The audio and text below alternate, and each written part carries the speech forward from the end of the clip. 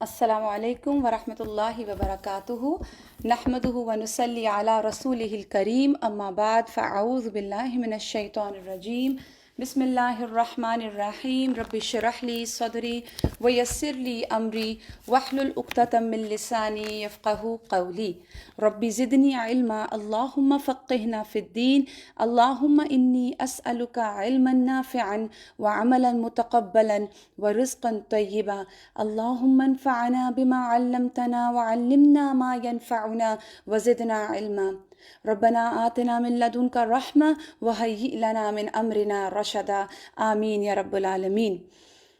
جی سورہ یاسین، الحمدللہ اللہ سبحانہ تعالیٰ کی رحمت سے رجوع اللہ کی سیریز میں آج ہم انشاءاللہ سورہ یاسین کا مطالعہ کریں گے اور اس کے بارے میں پڑھیں گے، اور اس کے اندر اللہ سبحانہ تعالیٰ ہم سے کیا فرماتے ہیں اس کو ہم دیکھیں گے۔ پہلے تو یاد رکھیے کہ سورہ یاسین میں قرآن مجید کی جو دعوت ہے، قرآن مجید کا جو مضمون ہے توحید کا اور قیامت کا اور آخرت کا، اس کو بہت ہی پرزور طریقے سے بیان کیا گیا ہے، قیامت کا پورا نقشہ کھینچا گیا ہے۔ تو آج اسی صورت کے اندر ہم یہ بھی انشاءاللہ کور کریں گے کہ روز قیامت دراصل میں ہوگا کیا۔ ہم جب سے پیدا ہوئے ہم سنتے رہے ہیں قیامت آئے گی، قیامت آئے گی، ہم کبھی کسی سے سنتے ہیں کہ ایسے ہوگا، قیامت کے دن اس طرح ہوگا۔ آج ہم صحیح احادیث کی روشنی میں دیکھیں گے کہ سٹیپ بائی سٹیپ وہ کون سے مراحل ہیں جو قیامت کے دن ہم انسانوں کو طے کرنے ہوں گے، کیونکہ قرآن مجید جو ہے بہت ہی پرزور طریقے سے آخرت کا نقشہ کھینچتا ہے، اور اسپیشلی سورہ یاسین اس میں بہت اہم رول پلے کرتی ہے۔ پھر اس کے بعد اس سورت کو پڑھنے سے بندہ مومن کا ایمان تازہ ہوتا ہے، آخرت کا نقشہ سامنے کھنچتا ہے، اور بہتر طریقہ یہ ہے کہ جب اس کی تلاوت کی جائے تو ترجمے کے ساتھ اس کو ذہن میں رکھا جائے، اس کے ترجمے کو۔ اور اگر آپ ترجمہ نہیں آپ کو آتا یا آپ نہیں اس طرح سے عربی کے ساتھ ترجمہ کو ریلیٹ کر سکتے، تو کوشش کریں کہ اس سورت کو جب بھی پڑھیں اس کو ٹرانسلیشن والے قرآن کے ساتھ پڑھیں، تاکہ جب اس کو آپ غور سے اس کا مطالعہ کریں تو آخرت کا ایک نقشہ کھینچے ہمارے سامنے، اور ہمیں یہ بات کا احساس رہے کہ ایک دن ہم نے اپنے رب کے حضور پیش ہونا ہے، اور وہاں ہمارے اعمال بھی پیش کیے جائیں گے۔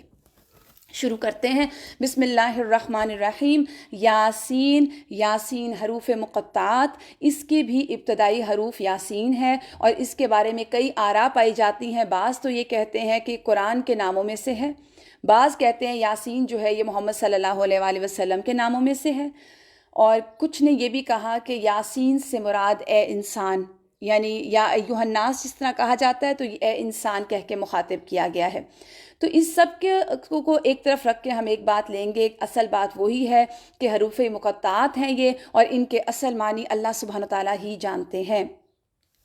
اس کے بعد فرمایا والقرآن الحکیم، اللہ سبحانہ تعالیٰ اس حکمت بھرے قرآن کی قسم کھا کے بتا رہے ہیں کہ انک لمن المرسلین، بے شک آپ رسولوں میں سے ہیں، کیونکہ اہل مکہ آپ کو رسول نہیں مانتے تھے، وہ اس کلام سے بھی امپریس ہو رہے تھے، وہ اللہ سبحانہ تعالیٰ کو بھی مانتے تھے، لیکن وہ آپ کو رسول ماننے سے انکار کرتے تھے۔ اور اس کے پیچھے وجہ کیا تھی کہ وہ سٹیٹس کانشیس لوگ تھے، اور وہ کہتے تھے کہ اگر یہ رسول بھی قریش میں چلا گیا، ساری ویسے ہی جو پریولیج کلاس ہے یہ، تو باقی سب چیزیں بھی اسی قبیلے کے پاس چلی جائیں گی، اور وہ ان کی سپریمیسی قائم نہیں ہونے دینا چاہتے تھے، اس وجہ سے بھی نہیں مانتے تھے، اور پھر ایمان لا کے نہیں دیتے تھے، رسول کا مذاق اڑاتے تھے، رسول کو تکلیف دیتے تھے، اور بار بار یہ بات نہیں ہے، جیسے میں نے آپ کو کہا نا کہ وہ قرآن کی بھی اہمیت جان رہے تھے، وہ اللہ کو بھی مانتے تھے، پرابلم ان کو رسول کو ایکسیپٹ کرنے میں تھی۔ تو یہاں پر اللہ سبحانہ تعالیٰ قرآن کی قسم کھا کے کہہ رہے ہیں انک لمن المرسلین علی صراط مستقیم، کہ وہ سیدھے راستے پر ہیں۔ سیدھے راستے سے کیا مراد ہے؟ یعنی وہ راستہ جو اللہ کا راستہ ہے، اور اللہ سے بڑھ کر کوئی سیدھا راستہ کون دکھا سکتا ہے؟ اللہ سے بڑھ کے درست راستہ کس کا ہے؟ تنزیل العزیز الرحیم، یعنی یہ قرآن جو ہے غالب اور رحیم ہستی یعنی اللہ سبحانہ تعالیٰ کی طرف سے نازل کیا گیا ہے۔ اور اللہ کی رحمت کیا ہے یہاں پر؟ اللہ سبحانہ تعالیٰ فرماتے ہیں لِتُنذِرَ قَوْمًا مَا أُنذِرَ آبَاؤُهُمْ فَهُمْ غَافِلُونَ، اور یہ رحمت ہے اللہ کی کہ تم خبردار کرو ایک ایسی قوم کو جس کے باپ دادا خبردار نہیں کیے گئے۔ باپ دادا خبردار نہیں کیے گئے کا کیا مطلب ہے؟ ایک تو مطلب یہ ہے کہ یہ جو ایریا ہے اہل مکہ کا، یہ مکہ کے جو علاقہ ہے، یہاں اس سے پہلے کوئی نبی نہیں آیا، تو یہ لوگ گہری غفلت اور جہالت میں پڑے ہوئے ہیں۔ دوسرا مطلب یہ ہے کہ دیکھیے ایسا بات نہیں تھی کہ نبی نہیں آئے تھے، ابراہیم، اسماعیل علیہ السلام اور حضرت شعیب جو تھے وہ اسی ایریا میں مبعوث کیے گئے تھے۔ آخری جو نبی مبعوث کیے گئے تھے وہ حضرت شعیب علیہ السلام تھے، اور کوئی 2000 سال کا عرصہ گزر چکا تھا ان کو مبعوث کیے ہوئے۔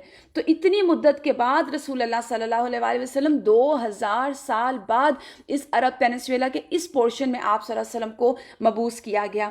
تو اتنا جب وقت گزر گیا تو لوگ تعلیمات کو بھول چکے تھے، شرک کی طرف چلے گئے تھے۔ جیسے آپ جانتے ہیں نا کہ آپ صلی اللہ علیہ وسلم کے آنے سے پہلے عرب کی حالت کیا ہو گئی ہوئی تھی، جہالت، غفلت، عادتیں خراب ہو گئی تھی، خسائل بگڑ چکے تھے، اور تقریباً 360 بت موجود تھے کعبہ کے اندر۔ ہر قبیلے کا ایک اپنا الگ بت تھا، لوٹ مار، رہزنی ہر طرف عام تھی، شراب یہ پیتے تھے، فحاشی یہ کرتے تھے، بے حیائی عام تھی، بے حیا لٹریچر یہ بیٹھ کے آپس میں ڈسکس کرتے تھے۔ یوں لگتا ہے نا جیسے ہمارے معاشرے کا پوری تصویر کھینچی جا رہی ہے۔ چھوٹی چھوٹی باتوں پر یہ عرب جھگڑے کرتے تھے، اور جھگڑے یہاں تک کہ قتل تک کر دیتے، یہاں تک کہ قبائلوں میں جنگیں شروع ہو جاتی۔ تو یہ ان کے حالات تھے۔ اللہ سبحانہ تعالیٰ نے کہا تو اس لیے یہ قرآن نازل کیا، اس لیے یہ رسول یہاں بھیجا، تاکہ ایک ایسی قوم کو خبردار کیا جائے جن کے باپ دادا خبردار نہیں کیے گئے تھے۔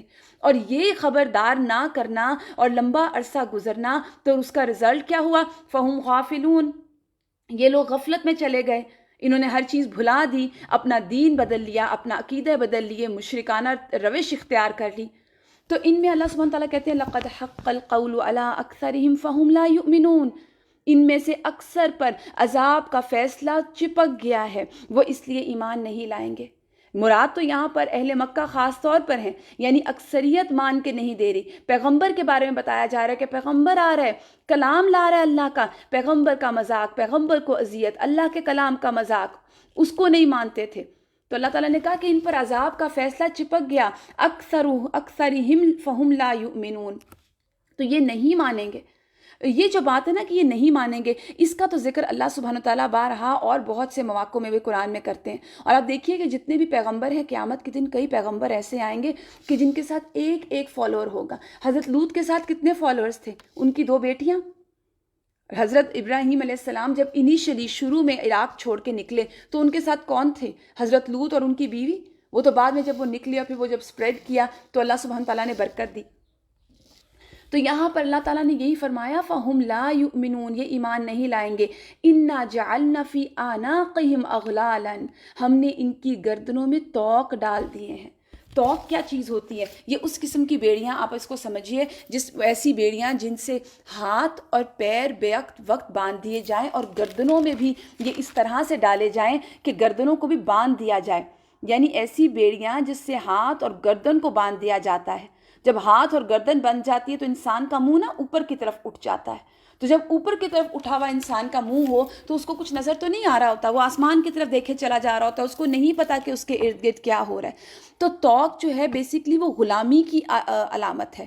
ان کے گلوں میں اپنے باپ دادا کے تقلید کے پٹے پڑے ہوئے ہیں، اپنے باپ دادا کو فالو کرنے میں یہ اتنے محو ہیں کہ یہ حق کو، سچ کو، سچے دین کو نہ دیکھ رہے ہیں، نہ اکنالج کر رہے ہیں، نہ مان رہے ہیں، اور اس کا الٹا مذاق اڑا رہے ہیں۔ آپ دیکھیے نا، کوئی شخص اگر آسمان کی طرف منہ اٹھائے چلا جا رہا ہو اور وہ نیچے کو دیکھے ہی نہ، تو نیچے کوئی چیز، اگر کوئی کچھ پتھر آ گیا رستے میں، یا کوئی اور سطح جو ہے وہ بیلنس نہیں ہے، کوئی اوپر نیچے کی سطح ہے، انسان کو ٹھوکر لگے گی اور انسان وہیں گر جائے گا، دیر اینڈ دین اس کو نقصان ہو جائے گا۔ تو گرنے کا خطرہ موجود ہے۔ پھر دوسری بات یہ کہ اکڑی ہوئی گردن کس بات کا سمبل ہے؟ تکبر کی علامت ہے۔ تو جو لوگ اللہ کی بات کو نہیں سنتے، اللہ کی بات کو نہیں مانتے، یا سننے کے بعد کہتے ہیں بڑا مشکل ہے، نہیں کر سکتے، خود کو ہمبل نہیں کرتے، تو وہ تکبر میں مبتلا ہے۔ تو اللہ تعالیٰ کہتے ہیں ہم نے ان کی گردنوں میں توق ڈال دیے جن سے وہ ٹھوڑیوں تک جکڑے ہوئے ہیں، اسی لیے وہ سر اٹھائے پھر رہے ہیں۔ اور یہ سب کس لیے ہوا تھا؟ سزا کے طور پر۔ توق سے مراد ان کی ہٹ دھرمی، ان کی ضد، جو مانتے نہیں تھے کہ نہیں اچھا محمد کے لیے ہم اپنے باپ دادا کے دین کو چھوڑ دیں۔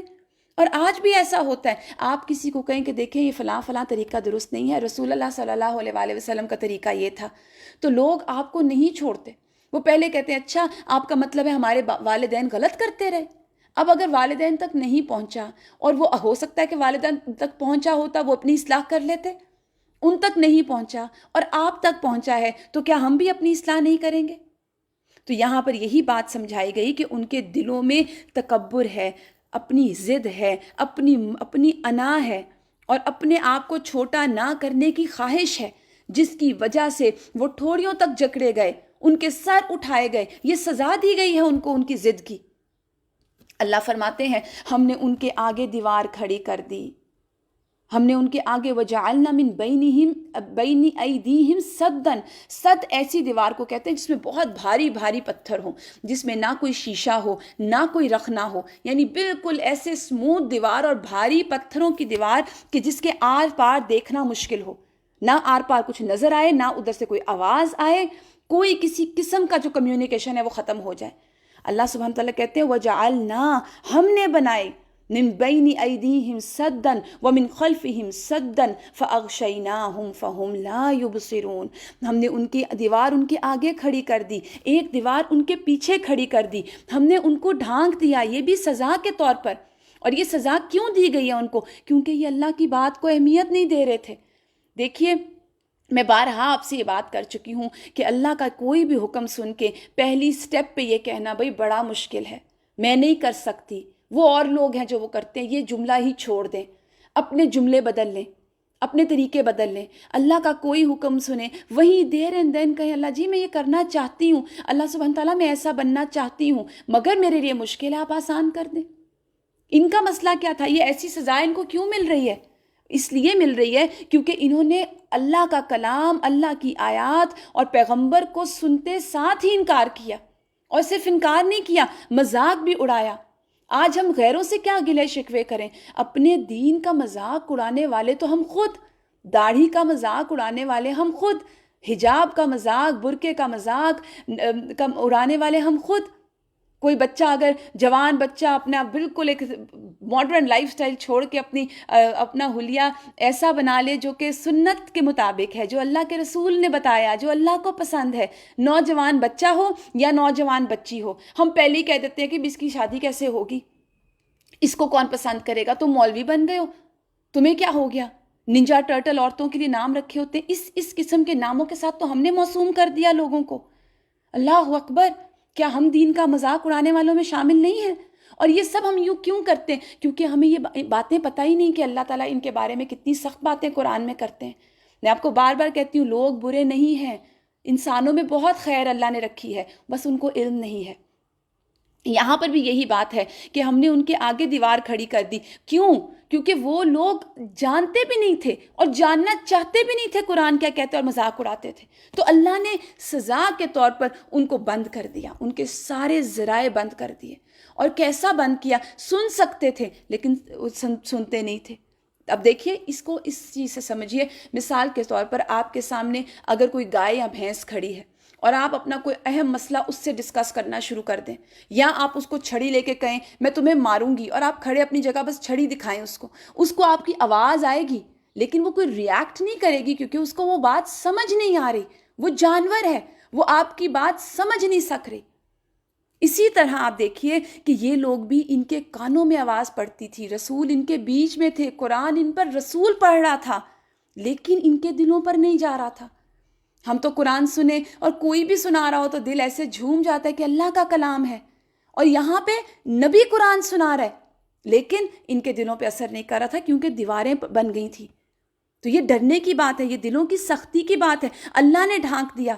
آپ اس کو مثال سمجھیے ایک لفٹ کی طرح، جیسے کوئی لفٹ ہوتی ہے نا، آپ جب لفٹ میں بند ہوتے ہیں تو جب تک آپ نے اپنے جو مطلوب آپ کا جو فلور ہوتا ہے وہاں تک آپ نہیں پہنچتے تو آپ ایک کمرے میں بند ہوتے ہیں، آپ کو نہیں پتا باہر کی دنیا میں کیا ہو رہا ہے۔ تو اسی طرح اللہ کہتے ہیں سزا کے طور پر ان کو یہ سزا دی گئی، ان کے آگے دیوار، ان کے پیچھے دیوار، اور اوپر سے بھی ڈھانک دیے گئے۔ فہم لا یبصرون، وجہ کیا ہے؟ اللہ کے کلام کا انکار کرنا، اس کا مذاق اڑانا، انیشیل سٹیجز پہ اس کو نہ ماننا۔ اللہ فرماتے ہیں ان کے لیے برابر ہے، تم انہیں خبردار کرو یا نہ کرو یہ نہیں مانیں گے، یعنی اپنی اکڑ میں اتنے محو ہیں۔ یہ جو صد ہے نا، یہ ان کی اپنی ضد کی بھی ہے، ان کی اکڑ کی بھی ہے، تو اللہ نے اس کو اور مضبوط کر دیا۔ تم تو اسی شخص کو خبردار کر سکتے ہو جو نصیحت کی پیروی کرے. اللہ اکبر. اتنی خوبصورت یہ اللہ سبحانہ تعالیٰ نے یہاں پہ بیان کیا کہ خبردار کرنے والا شخص اور نعمتیں پانے والا آخرت میں شخص کون ہوگا. انما تنذر من اتبع الذکر. تم تو اس کو خبردار کر سکتے ہو جو اللہ کے ذکر سے تر رکھے اپنے آپ کو, ذکر کو فالو کرے. اتبع ذکر کا مطلب ہے ذکر کے پیچھے پیچھے چلے, اور ذکر سے مراد قرآن ہے, یعنی اللہ کے احکامات کو جو مانے, اللہ کی جو نصیحت کو مانے. تم اس کو ڈرا سکتے ہو. ڈرے گا وہی, دل میں وہی خوف کرے گا جو اللہ کی نصیحت کو ماننا چاہے گا. اور دوسرا عمل کون سا ہے؟ وَخَشِيَ الرَّحْمَٰنَ بِالْغَیْبِ. جو رحمان سے بن دیکھے ڈرے. یہ رحمان سے بن دیکھے ڈرنا کیا ہے؟ دیکھیے یہاں پہ لفظ خشیت کی بات کی گئی. خشیت کیا چیز ہے؟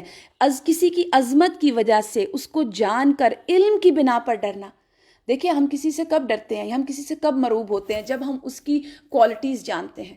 کسی بہت علم والے شخص سے ہم تب تک مرعوب نہیں ہوں گے جب تک ہمیں پتہ نہیں ہوگا اس نے فلاں فلاں یونیورسٹی سے فلاں فلاں ڈگری کی ہے. ہمارے لیے وہ عام آدمی ہے. لیکن جب ہمیں پتہ چلے گا یہ آکسفورڈ سے پڑھا ہوا ہے, یہ فلاں جگہ پہ پروفیسر ہے, یہ فلاں دنیا کا بڑا ڈاکٹر ہے, تو ہمارا طریقہ بدل جائے گا.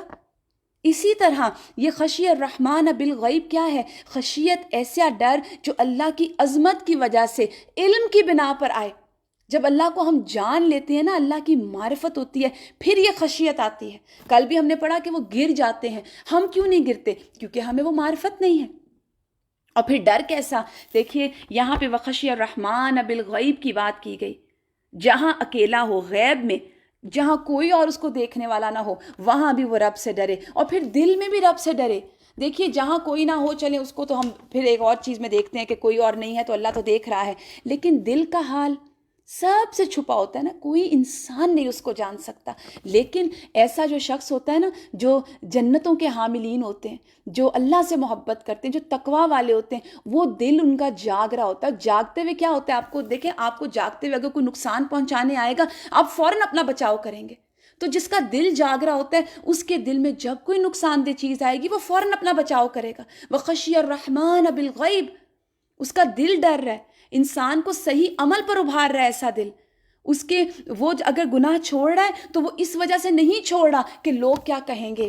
کیونکہ اگر کوئی انسان, میں یا آپ, گناہ اس وجہ سے چھوڑ رہے ہیں کہ لوگ کیا کہیں گے, کیونکہ ہماری تربیت بھی اور ہم خود بھی ایسے ہی ہیں.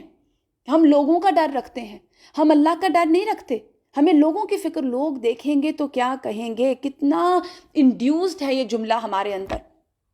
اگر تو ہم کوئی بھی گناہ لوگوں کی وجہ سے چھوڑ رہے ہیں تو ریا کر رہے ہیں. رحمان سے غائبانہ طور پر ڈرنا, یعنی ہر وہ کام جو ہم لوگوں کے ڈر سے نہیں کرتے, وہ اللہ کے ڈر سے نہ کریں, تب وہ خشیت ہوگی. اللہ سے, اس کے قرآن میں اللہ تعالیٰ کہتے ہیں نا کہ اللہ سے اس کے جاننے والے بندے ڈرتے ہیں. جس کو علم ہوگا وہی ڈرے گا. ہم عموماً ہر کام لوگوں کے ڈر سے چھوڑتے ہیں. ہم اپنے حال کا جائزہ لیں, ہم کس کیٹیگری میں فال کرتے ہیں. جیسے مثال کے طور پر اللہ سے ڈرنے والا کیسا ہوگا؟ آپ کمرہ امتحان میں ہیں, آپ کے ساتھ آپ کی کلاس کا بیسٹ اسٹوڈنٹ بیٹھا ہوا ہے, ہائی اچیور بیٹھا ہوا ہے, اور آپ کو پتہ ہے کہ اس کا پیپر بیسٹ ہوگا, اور آپ کے سامنے فل موقع ہے کہ آپ اس کے پیپر کو کاپی کر سکیں, فالو کر سکیں, لیکن آپ نہیں کرتے. آپ چھوڑ دیتے ہیں, آپ اپنی نگاہوں کو بچا لیتے ہیں صرف اس لیے کہ میرا رب رحمان نگاہوں کی خیانت بھی جانتا ہے. آپ اپنے جو کمرہ امتحان میں جو ٹیچر ہے اس کے ڈر سے نہیں چھوڑ رہے اس کو, بلکہ آپ رب کے ڈر سے, آپ رب کے خوف سے اپنی نگاہ کو بچا رہے ہیں. یہ ہے خشی الرحمن بالغیب. حضرت یوسف کو یاد کریں, کیسے ان کو دعوت تنہائی میں دعوت گناہ ملی تھی, اور کس طرح انہوں نے کہا تھا اللہ کی پناہ. یہ ہے ڈرنا رحمان سے بالغیب. خود کو ایسا شخص بچا لے. اور ایسے شخص کے لیے اللہ کے پاس کیوں اتنے بڑے بڑے درجے ہیں؟ کیونکہ ایسا شخص اپنے رب کو اہمیت دیتا ہے, وہ رحمان کو عزت دے رہا ہے. ہم اب دیکھیں کہ ہم اللہ کو کتنی عزت دیتے ہیں. الحمدللہ ہم زبان سے بہت بات کرتے ہیں, ہم عزت دیتے ہیں, لیکن وہ عزت اس وقت کہاں جاتی ہے جب ہم بندوں کے خوف سے جھوٹ بول جاتے ہیں. حالانکہ رحمان بھی سن رہا ہے, وہ السمیع ہے اور وہ حقیقتیں جانتا ہے. وہ خوف اس وقت کہاں جاتا ہے جب ہم بندوں کے خوف سے چیٹنگ کر لیتے ہیں. کوئی بھی چیٹنگ ہو سکتی ہے, کسی بھی قسم کی ہو سکتی ہے.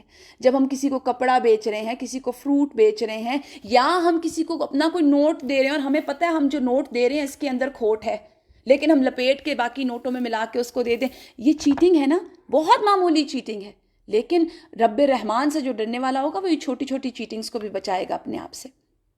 بندوں کے بجائے ایسا شخص اپنے رب سے ڈرتا ہے، خواہ اس کو گناہ کا موقع ملے، اس کو پتا ہو کہ اس کو کوئی نہیں دیکھ رہا، لیکن وہ اس چانس کو بھی گواتا ہے کیونکہ اس کو پتا ہے اس کا رب اس کو دیکھ رہا ہے۔ تو یہاں پر جو بات کی گئی کہ ذکر کا فائدہ، نصیحت کا فائدہ، ڈرانے کا فائدہ کس کو ہوگا؟ جو ذکر کو فالو کرے گا، جو ذکر کو اہمیت دے گا، اللہ کے کلام پر عمل کرے گا اور رحمان سے بن دیکھے ڈرے گا۔ اللہ کہتے ہیں فبشرہ، گڈ نیوز ہے، گڈ نیوز ہے ایسے لوگوں کے لیے، بمغفرت، مغفرت، و اجر کریم، عزت والا اجر۔ کیوں ہے عزت والا اجر؟ جیسے میں نے آپ کو بتایا کہ ایسے شخص نے اپنے رب کو عزت دی ہے، اس نے اپنے رب کا مقام پہچانا ہے، تو ایسے شخص کو تو عزتوں کے ساتھ جنتوں میں ٹھکانے ملیں گے۔ رسول اللہ صلی اللہ علیہ وآلہ وسلم نے فرمایا، سلسلہ صحیحہ کی حدیث ہے، مجھے میری عزت کی قسم، حدیث قدسی ہے، رسول اللہ صلی اللہ علیہ وسلم اللہ سے روایت کرتے ہیں، میں اپنے بندے پر 2 امن جمع کرتا ہوں، نہ 2 خوف۔ یعنی اگر میرا بندہ دنیا میں اپنی منمانیاں کر کے مجھ سے امن میں رہا، اپنی مرضی کر کے مجھ سے امن میں رہا، میں اسے بندوں کے حشر والے دن خوف دلاؤں گا، اور اگر وہ دنیا میں مجھ سے ڈر گیا تو لوگوں کے جمع ہونے والے دن میں اسے امن عطا کروں گا۔ یعنی مسلمان کو چاہیے کہ اپنی فکر کرے، اپنی زندگی ایسے گزارے گویا کہ اس کا رب اس کو ہر وقت دیکھ رہا ہے، وہ غیب میں بھی اپنے رب سے ڈرے۔ اور آپ دیکھیے اگر یہ گمان، یہ چیز ہم پر غالب ہو جائے تو ہمارے عمل بدل جائیں۔ ایسے لوگوں کے لیے اجر ہے، بشارت ہے اجر کریم کی، عزت والے اجر کی۔ پھر آگے اللہ سبحانہ تعالیٰ کیا آگے ذکر کرتے ہیں آخرت کا، ہم یقیناً ایک روز مردوں کو زندہ کرنے والے ہیں۔ دنیا میں کوئی کتنا بڑا بن کے رہا، کتنی زندگی اس نے جی لی، 100 سال بھی جی لیا، ایک دن تو موت آئے گی نا۔ پھر کیا ہوگا؟ اللہ مردوں کو زندہ کریں گے، کتنے 100 سال گئے ہوئے مردے وہ زندہ ہوں گے۔ انا نحن نحیی الموتى، ہم زندہ کریں گے، وَنَكْتُبُ مَا قَدَّمُوا وَآثَارَهُمْ وَكُلَّ شَيْءٍ أَحْصَيْنَاهُ فِي إِمَامٍ مُبِينٍ۔ اللہ فرماتے ہیں کہ جو کام وہ کر رہے ہیں ہم سب لکھتے جا رہے ہیں، جو آثار انہوں نے پیچھے چھوڑے ہیں وہ بھی ہم ثبت کر رہے ہیں، ہر ایک چیز کو ایک کھلی کتاب میں درج کر رکھا ہے۔ بڑی امپورٹنٹ آیت ہے۔ دیکھیے سورہ یاسین ہماری ایک ایسی صورت ہے جو بہت زیادہ پڑھی جانے والی صورت ہے اور بہت زیادہ کثرت سے اس کو پڑھا جاتا ہے۔ جیسے میں نے شروع میں کہا کہ اگر اس کی کثرت ہے پڑھنے کی تو پہلی ضرورت یہ ہے کہ اس کو ترجمے کے ساتھ پڑھنے کی عادت ڈالیے۔ اور یہاں پر اللہ سبحانہ تعالیٰ نے کہا کہ ہم نے گن کے رکھ لیا۔ یہاں پہ اللہ فرماتے ہیں اِنَّا نَحْنُ نُحْيِي الْمَوْتَى وَنَكْتُبُ مَا قَدَّمُوا وَآثَارَهُمْ، اور ہم لکھ رہے ہیں جو ان کے آثار ہیں۔ یہاں پہ کیا بات ہے؟ پہلی بات اس آیت میں بتائی گئی کہ مردے ضرور زندہ ہوں گے۔ دوسری بات یہ آئی کہ ان کے اعمال ان کے سامنے ضرور رکھے جائیں گے، اور اعمال میں 2 طرح کے اعمال، جو وہ زندگی میں کر آئے اور جو وہ امپریشنز چھوڑ آئے۔ امپریشنز کو آپ یہ سمجھے یادگاریں جسے ہم کہتے ہیں، یاد۔ آپ جانتے ہیں اپنے کسی بھی بزرگ کو یاد کر لیں، کوئی سخت ہوگا، کوئی محبت کرنے والا ہوگا، کوئی پیار کرنے والا ہوگا، کسی کی کسی طرح کی عادت ہوگی اور ہم ان کو انہی یادوں کے ساتھ یاد رکھتے ہیں۔ تو وہ جو یادیں ہیں نا، اللہ سبحانہ تعالیٰ بتا رہے ہیں کہ ہم ان کو بھی لکھ رہے ہیں۔ صحائف، نامہ اعمال، یہ سب اللہ کے کنٹرول میں ہیں، امام مبین میں لکھی ہوئی ہیں۔ تو جو انسان آتا ہے پھر وہ واپس اللہ کے پاس چلا جاتا ہے، انسان کا محاسبہ ان کے اعمال کے مطابق ہوگا۔ اب دیکھیں اگر ہم غفلت میں پڑے ہیں، ہم غفلت کی زندگی جی رہے ہیں تو ہمارا نامہ اعمال مختلف ہوگا، لیکن اگر ہمارا دل جاگ رہا ہے اور اس دل میں ہم اللہ سے ڈرتے ہوئے، رحمان سے ڈرتے ہوئے، قرآن کو فالو کرتے ہوئے زندگی گزار رہے ہیں تو ہمارے نامہ اعمال مختلف ہوگا۔ اگر ہم اتنی دفعہ سورہ یاسین پڑھتے ہیں اور اس ایک آیت کو ہم سمجھ لینا تو ہم سب کی اصلاح ہو جائے کہ زندگی صرف یہ زندگی نہیں ہے، ہمیں مرنا ہے۔ دوسری بات، مرنے کے بعد دوبارہ اٹھنا ہے۔ تیسری بات، پیچھے جو ہم آثار چھوڑ کر جا رہے ہیں وہ ہم اپنے، اور جو امپریشنز چھوڑ رہے ہیں اور جو ہم اپنے ساتھ لے کے جا رہے ہیں وہ اللہ کے پاس ایک ریٹن ڈاکیومنٹ کی شکل میں موجود ہے۔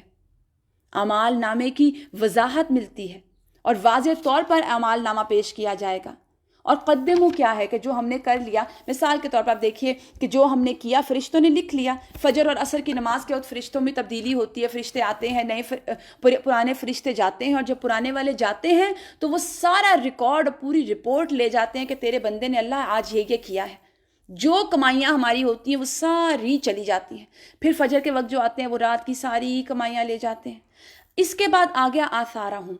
آثار کیا ہے؟ مثال کے طور پر آپ کے سامنے میں یہاں بیٹھی ہوں, میں نے اپنا موبائل پکڑا, میں نے ریکارڈنگ آڈیو آن کی. اب یہ جو میں نے پکڑا, اپنے فنگر سے پکڑا, میں نے ان کو آن کیا, میرے فنگر پرنٹس جو ہیں وہ اس پہ ثبت ہو گئے, وہ موجود ہیں. آپ دیکھیں نا, مجرموں کو پکڑنا ہوتا تو کیا طریقہ استعمال کرتے ہیں؟ فٹ سٹیپس یا فنگر پرنٹس, امپریشنز ہوتے ہیں نا ان کے, وہ آثار چھوڑ جاتے ہیں, ان سے وہ پکڑ لیے جاتے ہیں. اسی طرح ہم بھی آثار چھوڑیں. پھر اس کو آپ اس طرح سمجھیے, مثال کے طور پر آپ نے کبھی جہاز اڑتا ہوا دیکھا ہوگا, جب وہ بہت اوپر چلا جاتا ہے نا, اور آپ نے کوئی بہت فضا میں کوئی طیارہ اڑتا ہوا دیکھا ہو جس کے پیچھے ایک لکیر سی پڑتی جا رہی ہوتی ہے, حالانکہ وہ دھواں ہوتا ہے, لیکن وہ کیا ہوتا ہے, وہ اس کا اثر ہوتا ہے. مثال کے طور پر ہم نیکی کا کام کوئی کر گئے, وہ سال ہر سال چلتا رہا, لوگ اس کو فالو کرتے رہے, تو وہ جو کریں گے وہ ہمارے آثار اس میں لکھے جا رہے ہیں. کوئی گناہ رائج کر گئے, کوئی ایسا بری یاد چھوڑ گئے جو ہمیں دیکھ کر لوگوں نے اس بری طریقے کو اڈاپٹ کر لیا, وہ جب تک وہ برا طریقہ چلتا جائے گا, اللہ نہ کرے ہمارے نامہ اعمال میں پڑتی جائیں گی وہ چیزیں. پھر لوگ جو ہمارے فوت ہونے کے بعد گواہیاں دیتے ہیں کہ فلاں بڑا اچھا تھا, فلاں بڑا نیک تھا, فلاں نے فلاں کام کیا, اچھی گواہیاں, وہ بھی ثبت کی جاتی ہیں, وہ بھی ہمارے آثار ہیں. پھر سب سے بڑی چیز ہماری اولاد ہمارے آثار ہیں. ہم دیکھیں ہم کیسے آثار دنیا میں چھوڑ کے جائیں گے, ہم نے اپنی اولاد کی کیسی تربیت کی, ہم نے ان کو کیا سکھایا, ان کے رہن سہن کا طریقہ, ان کا اچھا برتاؤ, ان کا سچ بولنا, ان کا نمازیں پڑھنا, ان کا راتوں کو دعائیں کرنا, جو ہماری اولادیں کریں گی وہ ہمارے امپریشنز ہیں, وہ ہمارے آثار ہیں. رسول اللہ صلی اللہ علیہ وآلہ وسلم نے فرمایا, جب انسان فوت ہو جاتا ہے تو اس کا نامہ اعمال بند کر دیا جاتا ہے سوائے 3 چیزوں کے. نیک بچہ جو ماں باپ کے لیے دعائیں کرے, یعنی وہ ماں باپ کے لیے دعائیں کرتا رہے گا, اس کے عمل چلتے رہیں گے. ایسا علم جس سے فائدہ اٹھایا جائے, یعنی کسی کو کوئی اچھا علم سکھا دیا, اور وہ مال جو صدقہ جاریہ بنے. پھر اسی طرح حدیث میں آتا ہے کہ جو شخص جماعت کے لیے مسجد کی طرف جاتا ہے اور اس کے ایک قدم پر ایک گناہ معاف ہوتا ہے اور ایک قدم پر ایک نیکی لکھی جاتی ہے, اور جاتے آتے دونوں کے لیے یہی حکم ہے.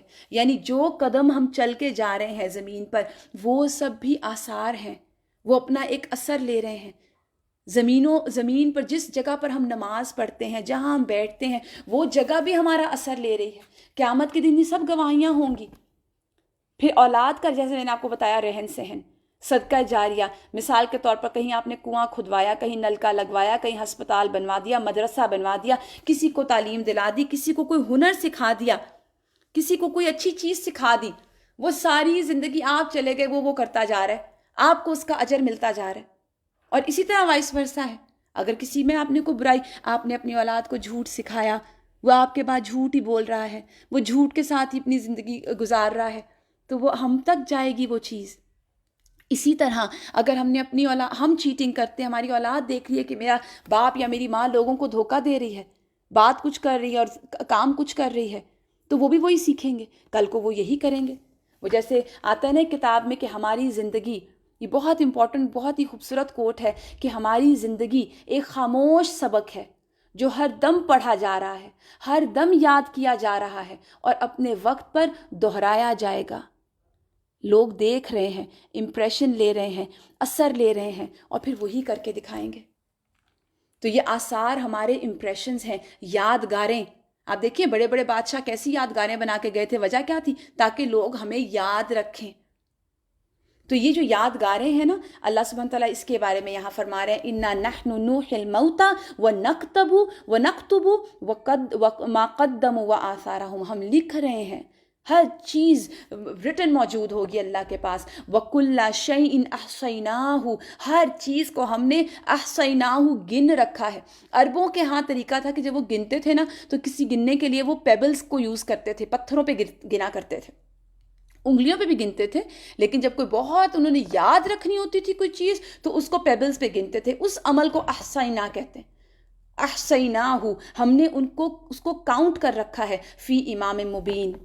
اب اس کے بعد اللہ سبحانہ تعالیٰ ہمیں ایک مثال کے طور پر ایک بستی والوں کا قصہ سناتے ہیں کہ یہ اثرات ہوتے کیا ہیں، اللہ سبحانہ تعالیٰ کے لیے ایمان لانا ہوتا کیا ہے۔ اللہ فرماتے ہیں انہیں مثال کے طور پر اس بستی والوں کا قصہ بیان کرو جبکہ اس میں رسول آئے تھے، ہم نے ان کی طرف 2 رسول بھیجے اور انہوں نے دونوں کو جھٹلا دیا، پھر ہم نے تیسرا مدد کے لیے بھیجا، ان سب سے کہا تمہاری طرف رسول ہے، ان سب نے کہا ہم تمہاری طرف رسول کی حیثیت سے بھیجے گئے ہیں۔ بستی والوں نے کہا تم کچھ نہیں ہو مگر چند انسان ہم جیسے، اور خدائے رحمان نے کوئی چیز نازل نہیں کی، تم جھوٹ بولتے ہو۔ رسولوں نے کہا، اب یہ اہل مکہ کا بھی حال یہی تھا نا، تو رسولوں نے کہا ہمارا رب جانتا ہے ہم ضرور تمہاری طرف رسول بنا کر بھیجے گئے ہیں، ہم پر صاف صاف پیغام پہنچا دینے کے سوا کوئی ذمہ داری نہیں۔ بستی والے کہنے لگے ہم تو تمہیں اپنے لیے فعال بد سمجھتے ہیں، یعنی تم تو منحوس ہو، اگر تم باز نہیں آئے ہم تمہیں سنسار کر دیں گے، تم بہت سخت سزا پاؤ گے۔ رسولوں نے جواب دیا تمہاری فعال بد تو تمہارے اپنے ساتھ لگی ہوئی ہے، یعنی نحوست کی بات ہمیں کیا کرتے ہو، تمہاری اپنی نحوست تو کفر کے ساتھ تمہارے گلے میں پڑی ہوئی ہے، کیا یہ باتیں تم اس لیے کرتے ہو کہ تمہیں نصیحت کی گئی؟ اصل بات یہ ہے کہ تم حد سے گزرے ہوئے ہو۔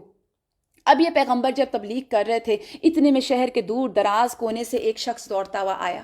اب یہ شخص ایمان لے آیا تھا، کہنے لگا اے میری قوم کے لوگوں، رسولوں کی پیروی اختیار کرو، پیروی کرو ان لوگوں کی جو تم سے کوئی اجر نہیں چاہتے۔ یہ داعی کا طریقہ ہے کہ وہ جواب میں کوئی اجر نہیں چاہتا، وہ صرف ایک چیز چاہتا ہے کہ اس کے اللہ کے بندے اپنے رب کے ساتھ جڑ جائیں، وہ اللہ کے ساتھ جڑیں، تو وہ اجر نہیں چاہتے اور ٹھیک راستے پر ہیں۔ آخر کیوں نہ میں اس ہستی کی بندگی کروں جس نے مجھے پیدا کیا۔ اب یہ شخص فوراً جان گیا کہ یہ پیغمبر سچ ہیں اور سچی بات بتا رہے ہیں، اور فوراً یہ سرنڈر کر رہا ہے اور کہہ رہا ہے کہ میں تو عبادت کروں گا اللہ کی، جس کی طرف تم سب کو پلٹ کر جانا ہے، کیا میں اسے چھوڑ کر دوسرے معبود بنا لوں؟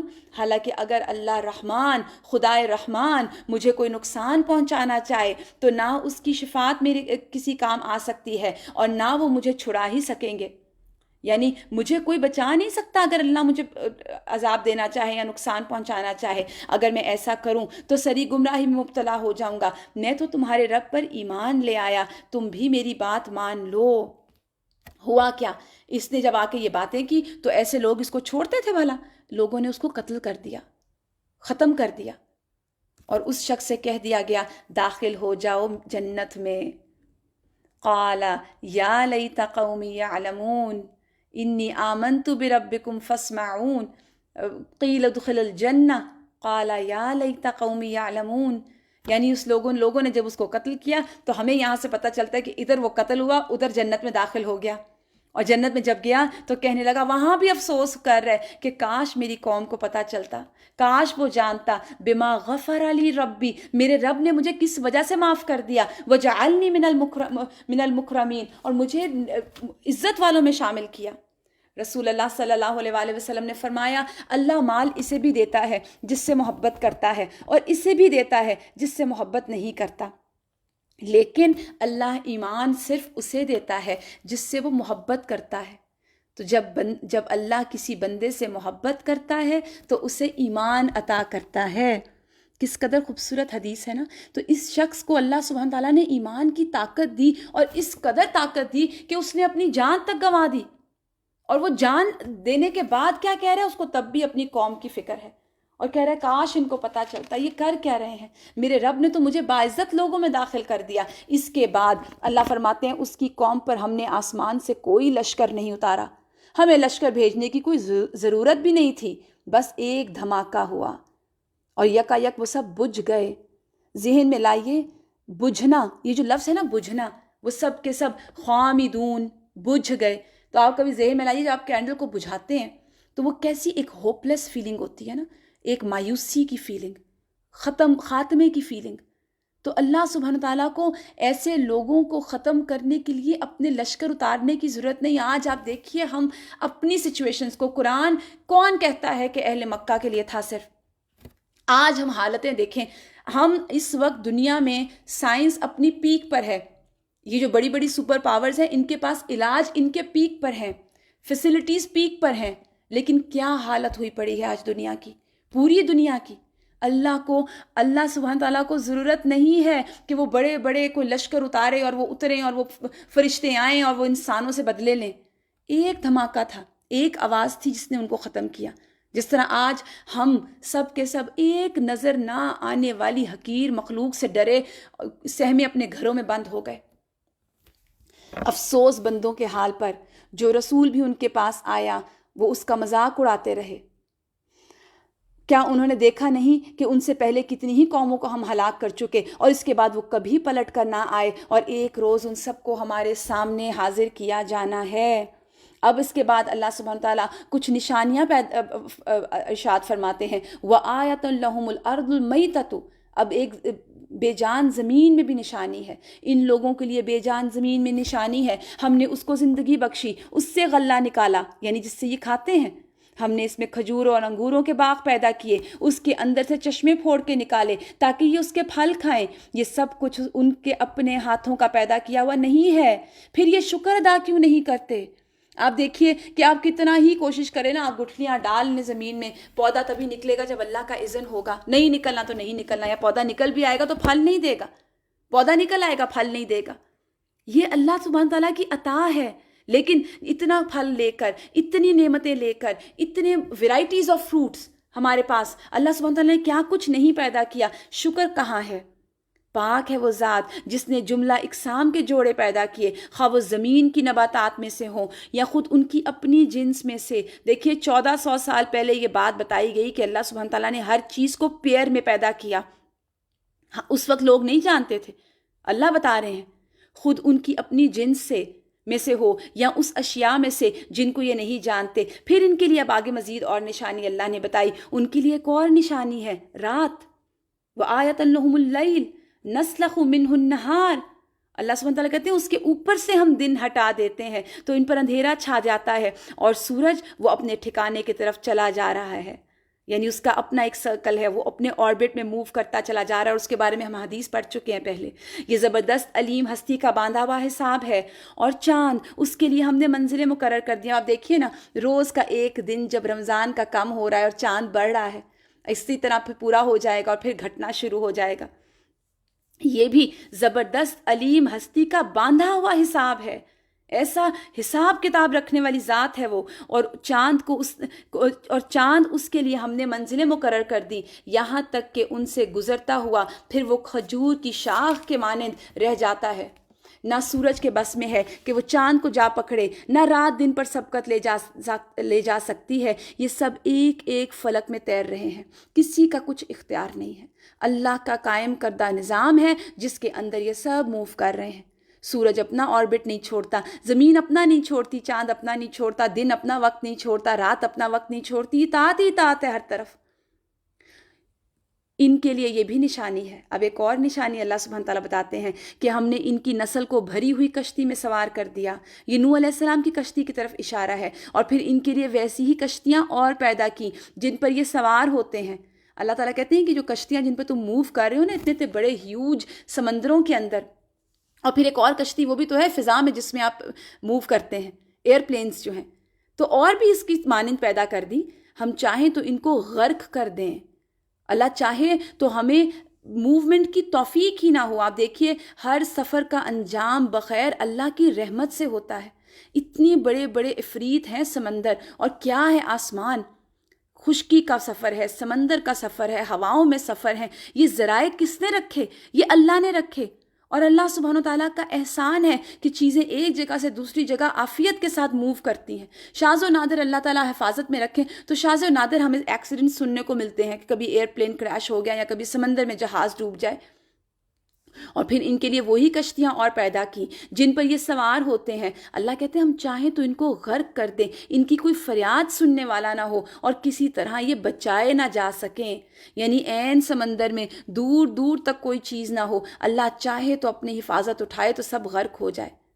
اللہ کہتے ہیں بس ہماری رحمت وہی ان کو پار لگاتی ہے اور ایک خاص وقت تک زندگی سے فائدہ اٹھانے کا موقع دیتی ہے. ان لوگوں سے جب کہا جاتا ہے کہ بچو اس انجام سے جو تمہارے آگے آ رہا ہے، آگے کیا آ رہا ہے؟ آخرت. اور جو تمہارے پیچھے گزر چکا ہے، یعنی جو پچھلی قومیں کرتی رہی، ان کو دیکھو، شاید کہ تم پر رحم کیا جائے. تو یہ سنی انسنی کر دیتے ہیں۔ آج ہمارا حال بھی یہ ہے، آخرت کی بات ہو تو ہم کہتے ہیں اچھا وہ فوت ہوا تو وہ فلاں فوت ہوا، میں نے تو کبھی فوت ہی نہیں ہونا۔ پہلی بات ذہن میں یہ آتی ہے، اتنے اتنے پیارے ہم نے اپنے ہاتھوں سے دفنائے، لیکن اپنی موت کو یقین پہ سے نہیں دیکھتے، وہ ہمیں یقینی نہیں لگتی۔ اسی طرح پچھلی قوموں کے جب ہم واقعات سنتے ہیں تو ہم ان کو بہت انجوائے کرتے ہیں اور واقعے کے طور پہ سنتے ہیں، سیکھتے کیا ہیں؟ ان کے سامنے ان کے رب کی آیات میں سے جو بھی آیت آتی ہے یہ اس کی طرف توجہ نہیں کرتے، یعنی نوٹس نہیں کرتے۔ اور جب ان سے کہا جاتا ہے اللہ نے جو رزق تمہیں عطا کیا اس میں سے کچھ اللہ کی راہ میں خرچ کرو، تو یہ لوگ جنہوں نے کفر کیا ایمان لانے والوں کو جواب دیتے ہیں کیا ہم ان کو کھلائیں جنہیں اگر اللہ چاہتا تو خود کھلا دیتا؟ تم بالکل ہی بہک گئے ہو۔ یعنی ایسی نصیحتیں الٹی ہی پڑ جاتی ان کو۔ اس کے بعد اللہ سبحانہ تعالیٰ کچھ قیامت کا نقشہ بیان کرتے ہیں۔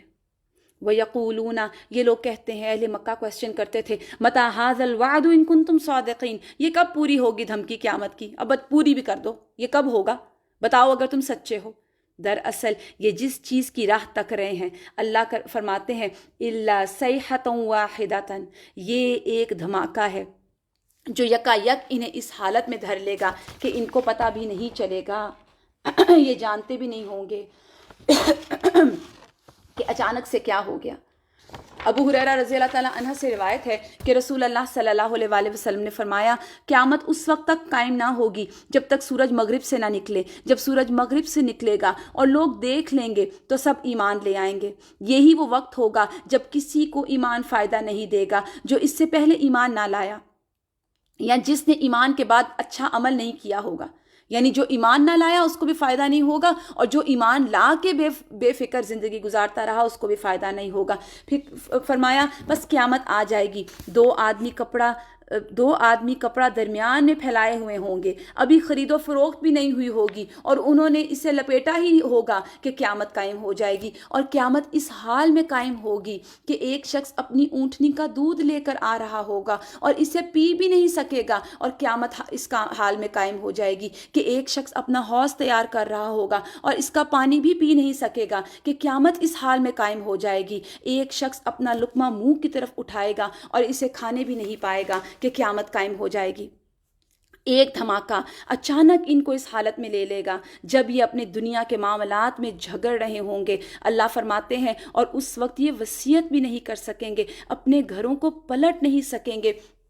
پھر ایک سور پھونکا جائے گا اور یکا یک یہ اپنے رب کے حضور پیش ہونے کے لیے اپنی اپنی قبروں سے نکل پڑیں گے، گھبرا کر کہیں گے ارے یہ کس نے ہمیں ہماری خوابگاہ سے اٹھا کھڑا کیا؟ یہ وہی چیز ہے جس کا خدائے رحمان نے وعدہ کیا تھا اور رسولوں کی بات سچی تھی، اور ایک ہی زور کی آواز ہوگی اور سب کے سب ہمارے سامنے حاضر کر دیے جائیں گے۔ اب اس جو میں نے آپ کے سامنے جو آیات کا ترجمہ پڑھا، ان کے بارے میں آپ کو خود سے تو کچھ بھی نہیں بتاؤں گی کیونکہ میرا علم تو کوئی کچھ بھی نہیں قیامت کے بارے میں۔ ہاں، رسول اللہ صلی اللہ علیہ وآلہ وسلم کی کچھ احادیث ہمیں ملتی ہیں جن سے ہمیں یہ پتہ چلتا ہے کہ دراصل روز قیامت ہوگا کیا۔ سٹیپ بائی سٹیپ جو ہم تک احادیث پہنچتی ہیں اس میں فرمایا جاتا ہے، ان احادیث سے ہمیں یہ اندازہ لگانا مشکل نہیں کہ مرنے کے بعد پیش آنے والے مراحل کس قدر تکلیف دہ ہوں گے۔ قیامت کی ابتدا نفخ صور سے ہوگی، جس کے بارے میں رسول اللہ صلی اللہ علیہ وآلہ وسلم کا ارشاد ہے کہ جناب اسرافیل سور منہ میں لیے اپنی پیشانی جھکائے، کان اللہ کے حکم پر لگائے ہوئے ہیں، یعنی پورے فوکس ہیں۔ جیسے ہی اللہ سبحانہ تعالیٰ حکم دیں گے وہ سور پھونکنا شروع کر دیں گے اور قیامت کا آغاز ہو جائے گا۔ یہ مسلم کی حدیث ہے، اور مسلم شریف کی حدیث کے مطابق یہ جمعے کا دن ہوگا۔ لوگ اپنے اپنے کاموں میں مشغول ہوں گے، اچانک مشرق اور مغرب کے تمام لوگ ایک لمبی آواز سنیں گے جو آہستہ آہستہ اونچی ہوتی جائے گی۔ اس نامانوس آواز کی ہولناکی اور سختی کی وجہ سے لوگوں میں اضطراب اور بے چینی پھیلنی شروع ہو جائے گی۔ جب سور کی آواز بجلی کی کڑک کی طرح شدت اختیار کر جائے گی تب لوگ مرنا شروع ہو جائیں گے۔ جو آدمی جہاں ہوگا وہیں گر پڑے گا۔ جیسے جیسے سورہ اسرافیل بلند ہوتی جائے گی ویسے ویسے نظام کائنات درہم برہم ہونا شروع ہو جائے گا۔ آندھی، زمین آندھی میں ہچکولے کھانے والی قندیل کی طرح زلزلوں میں آ جائے گی۔ پہاڑ گرد و غبار بن کر اڑنے لگیں گے، سمندروں میں آگ بھڑک اٹھے گی، آسمان پھٹ جائے گا، سورج چاند ستارے بے نور ہو جائیں گے، تمام ذی روح مخلوق، انسان، جن، فرشتے فنا ہو جائیں گے۔ حتیٰ کہ ملک الموت بھی اپنی روح اللہ کے حوالے کر دیں گے. اللہ اکبر. سب ختم ہوں گے، حتیٰ کہ ملک الموت بھی ختم ہو جائیں گے. ہر جاندار، ہر غیر جاندار چیز فنا ہو جائے گی، اور رہے گا کیا؟ کل من علیہا فان ویبقى وجہ ربک ذو الجلال والاکرام. سبحان اللہ. ہر چیز جو اس زمین پر ہے وہ فنا ہونے والی ہے، صرف تیرے رب ذوالجلال کی ذات باقی رہ جائے گی. ہر چیز ختم ہو جائے گی. جب سب ختم ہو جائے گا اور لمبی خاموشی چھا جائے گی، تب اللہ سبحانہ تعالیٰ اعلان فرمائیں گے، این الجبارون، کہاں ہے دنیا میں جبار بننے والے؟ این المتکبرون، کہاں ہے دنیا میں تکبر کرنے والے؟ لمن الملک اليوم، آج بادشاہت کس کی ہے؟ پھر طویل سناٹا ہوگا، اور اس سناٹے کے بعد اللہ سبحانہ و تعالیٰ خود ہی اس سوال کا جواب ارشاد فرمائیں گے، للہ الواحد القہار، آج کے روز بادشاہت صرف اللہ قہار کی ہے. اور مسلم شریف کی حدیث کے الفاظ ایسے ہیں، ان الملک این الجبارون المتکبرون، میں ہوں بادشاہ، کہاں ہے دنیا کے جبار اور متکبر؟ ایک طویل مدت گزرے گی جس کا علم اللہ سبحانہ تعالیٰ کو ہے، سکوت اور سناٹے میں گزر جائیں گے. پھر جب اللہ تعالیٰ چاہیں گے نئے سرے سے آسمان اور زمین اور فرشتوں کو پیدا فرمائیں گے. نئی زمین میں عمارتوں کا، درختوں، پہاڑوں، سمندروں کا نام و نشان نہیں ہوگا، بلکہ وہ سفید ہموار اور چٹیل میدان ہوگی جو اپنے رب کے نور سے خوب چمک رہی ہوگی. انسانوں کو دوبارہ پیدا کرنے کے لیے آسمان سے ایک بارش نازل کی جائے گی، اور اس بارش کے رزلٹ میں کیا ہوگا؟ ہر انسان کی ریڑھ کی ہڈی سے پورا انسانی ڈھانچہ تیار ہو جائے گا، اور اس پہ گوشت پوشت بھی چڑھا دیا جائے گا. اس کے بعد جناب اسرافیل کو دوسری مرتبہ سور پھونکنے کا حکم دیا جائے گا. اب پھر سور پھونکا جائے گا. اب جب سور پھونکا جائے گا تو کیا ہوگا؟ تمام انسان ننگے پاؤں ننگے بدن بے ختنہ اٹھ کھڑے ہوں گے. کس طرح؟ جس طرح وہ ماں کی پیٹ سے پیدا ہوئے تھے. اور اللہ کا یہ فرمان پورا ہو جائے گا، وَلَقَدْ جِئْتُمُونَ فُرَادًا كَمَا خَلَقْنَاكُمْ أَوَّلَ مَرَّةٍ، تم لوگ فردن ہمارے پاس حاضر ہو گئے جس طرح ہم نے تمہیں پہلی بار پیدا کیا تھا. سب سے پہلے رسول اللہ صلی اللہ علیہ وآلہ وسلم اپنی قبر مبارک سے اٹھیں گے. پھر حضرت عیسیٰ اور دیگر انبیاء کرام، شہداء، صلحاء، فضلاء اور اہل ایمان اٹھیں گے. اور ان کے بعد فساق، فجار اور کفار اور مشرکین اپنی قبروں سے اٹھیں گے. واللہ عالم. پھر قبروں سے کافر، مشرک، فاسق، فاجر لوگ اپنے اپنے اعمال کے مطابق اٹھیں گے. کوئی اندھا، کوئی بہرا، کوئی لنگڑا، کوئی چیونٹی کی شکل میں، کوئی سر کے بل اٹھے گا. کافر اس غیر متوقع زندگی کے مناظر دیکھ کر شدید خوف اور دہشت کی کیفیت میں ہوں گے، کیونکہ ان کو پتا تھا نا وہ کیا کر کے آئے ہیں. آنکھیں پتھرائی ہوں گی، دل کانپ رہے ہوں گے، کلیجے منہ کو آئے ہوں گے. کوئی غم گسار اور مددگار نہیں ہوگا، نہ ہی کسی کو دوسرے کی طرف دیکھنے کا دھیان ہوگا. اہل ایمان بھی اپنے اپنے ایمان اور اعمال کے مطابق اٹھیں گے. اس قدر خوبصورت یہ بات ہے کہ شہید اپنی شہادت کے تازہ بہتے ہوئے خون کے ساتھ اٹھے گا. حالت احرام میں فوت ہونے والا حاجی کیا کہتا وہ اٹھے گا؟ لبیک اللہم لبیک، اللہ میں حاضر ہوں، میں آ گیا. اہل ایمان کے لیے دوبارہ زندگی خلاف توقع نہیں ہوگی نا، وہ ایکسپیکٹڈ زندگی ہوگی. وہ اسی زندگی کو سامنے رکھ کے تو جیے تھے، لہٰذا ان پر خوف اور دہشت کی کیفیت طاری نہیں ہوگی، وہ کفار اور مشرکین پر ہوگی. قبروں سے اٹھتے ہی ہر انسان پر 2 فرشتے مقرر کر دیے جائیں گے جو اسے میدان حشر میں پہنچا دیں گے. یاد رہے ملک شام کا علاقہ میدان حشر ہوگا. لوگ اپنی اپنی قبروں سے اٹھ کر لوگوں کو وہیں پہنچنا ہوگا. کفار میں سے جو لوگ اپنی قبروں سے اندھے اٹھیں گے وہ ٹھوکریں کھاتے، گرتے پڑتے پہنچیں گے. جو لوگ چونٹیوں کے جسم میں اسے اٹھیں گے وہ لوگوں کے پاؤں تلے روندے اور کچلے جا رہے ہوں گے. جو لوگ سر کے بل اٹھیں گے انتہائی ذلت اور رسوائی کے ساتھ وہ یہ سفر طے کریں گے. اور بعض کافروں کو تو آگ ہانک کر میدان حشر میں لے جائے گی. کافر جہاں کہیں تھک ہار کر رکیں گے آگ بھی رک جائے گی، جہاں چلیں گے آگ بھی ساتھ چلنا شروع کر دے گی. اہل ایمان بھی اپنے اپنے عقائد اور اعمال کے مطابق حشر میں پہنچیں گے. بعض لوگ پیدل جائیں گے، یعنی اہل ایمان میں سے بھی بعض چل کر جائیں گے. بعض کو امپورٹنس دی جائے گی، یعنی وہ اونٹوں پر سوار ہوں گے. کسی اونٹ پر 1 ہوگا، کسی اونٹ پر 2 ہوں گے، حتیٰ کہ 10 آدمی بھی ایک اونٹ پر سوار ہوں گے. اب یہ سب کہاں جا رہے ہیں؟ ساری مخلوق چپ چاپ دم سادھے ایک ہی سمت میں رواں ہوگی، کسی کو اونچی سانس لینے کی مجال نہیں ہوگی، ہر آدمی کو احساس ہوگا آج امتحان زندگی کا نتیجہ نکلنے والا ہے۔ تو ساری مخلوق میدان حشر میں پہنچ جائے گی تو اعلان کیا جائے گا وَامْتَازُوا الْيَوْمَ أَيُّهَا الْمُجْرِمُونَ۔ سورہ یاسین کی آیت ہے نا کہ مجرموں آج کے روز تم نیک لوگوں سے الگ ہو جاؤ۔ پھر کیا ہوگا؟ سب کو الگ الگ گروپس میں تقسیم کر دیا جائے گا وہاں پر۔ آج بھی ہوتا ہے نا کہ وی وی آئی پیز الگ ہو جاتے ہیں اور وہ الگ جو نارمل ہوتے ہیں اکانومی والے وہ الگ ہو جاتے ہیں، بزنس کلاس الگ ہو جاتی ہے۔ تو ایسا ہی ہوگا یہاں پہ دیکھیے کیا ہے، سورج کی پرستش کرنے والوں کا گروہ، ستاروں کی پرستش کرنے والوں کا گروہ، آگ کی، بتوں کی، قبروں کی، منافق، مرتد، ہر ایک کے الگ الگ گروپس ہو جائیں گے۔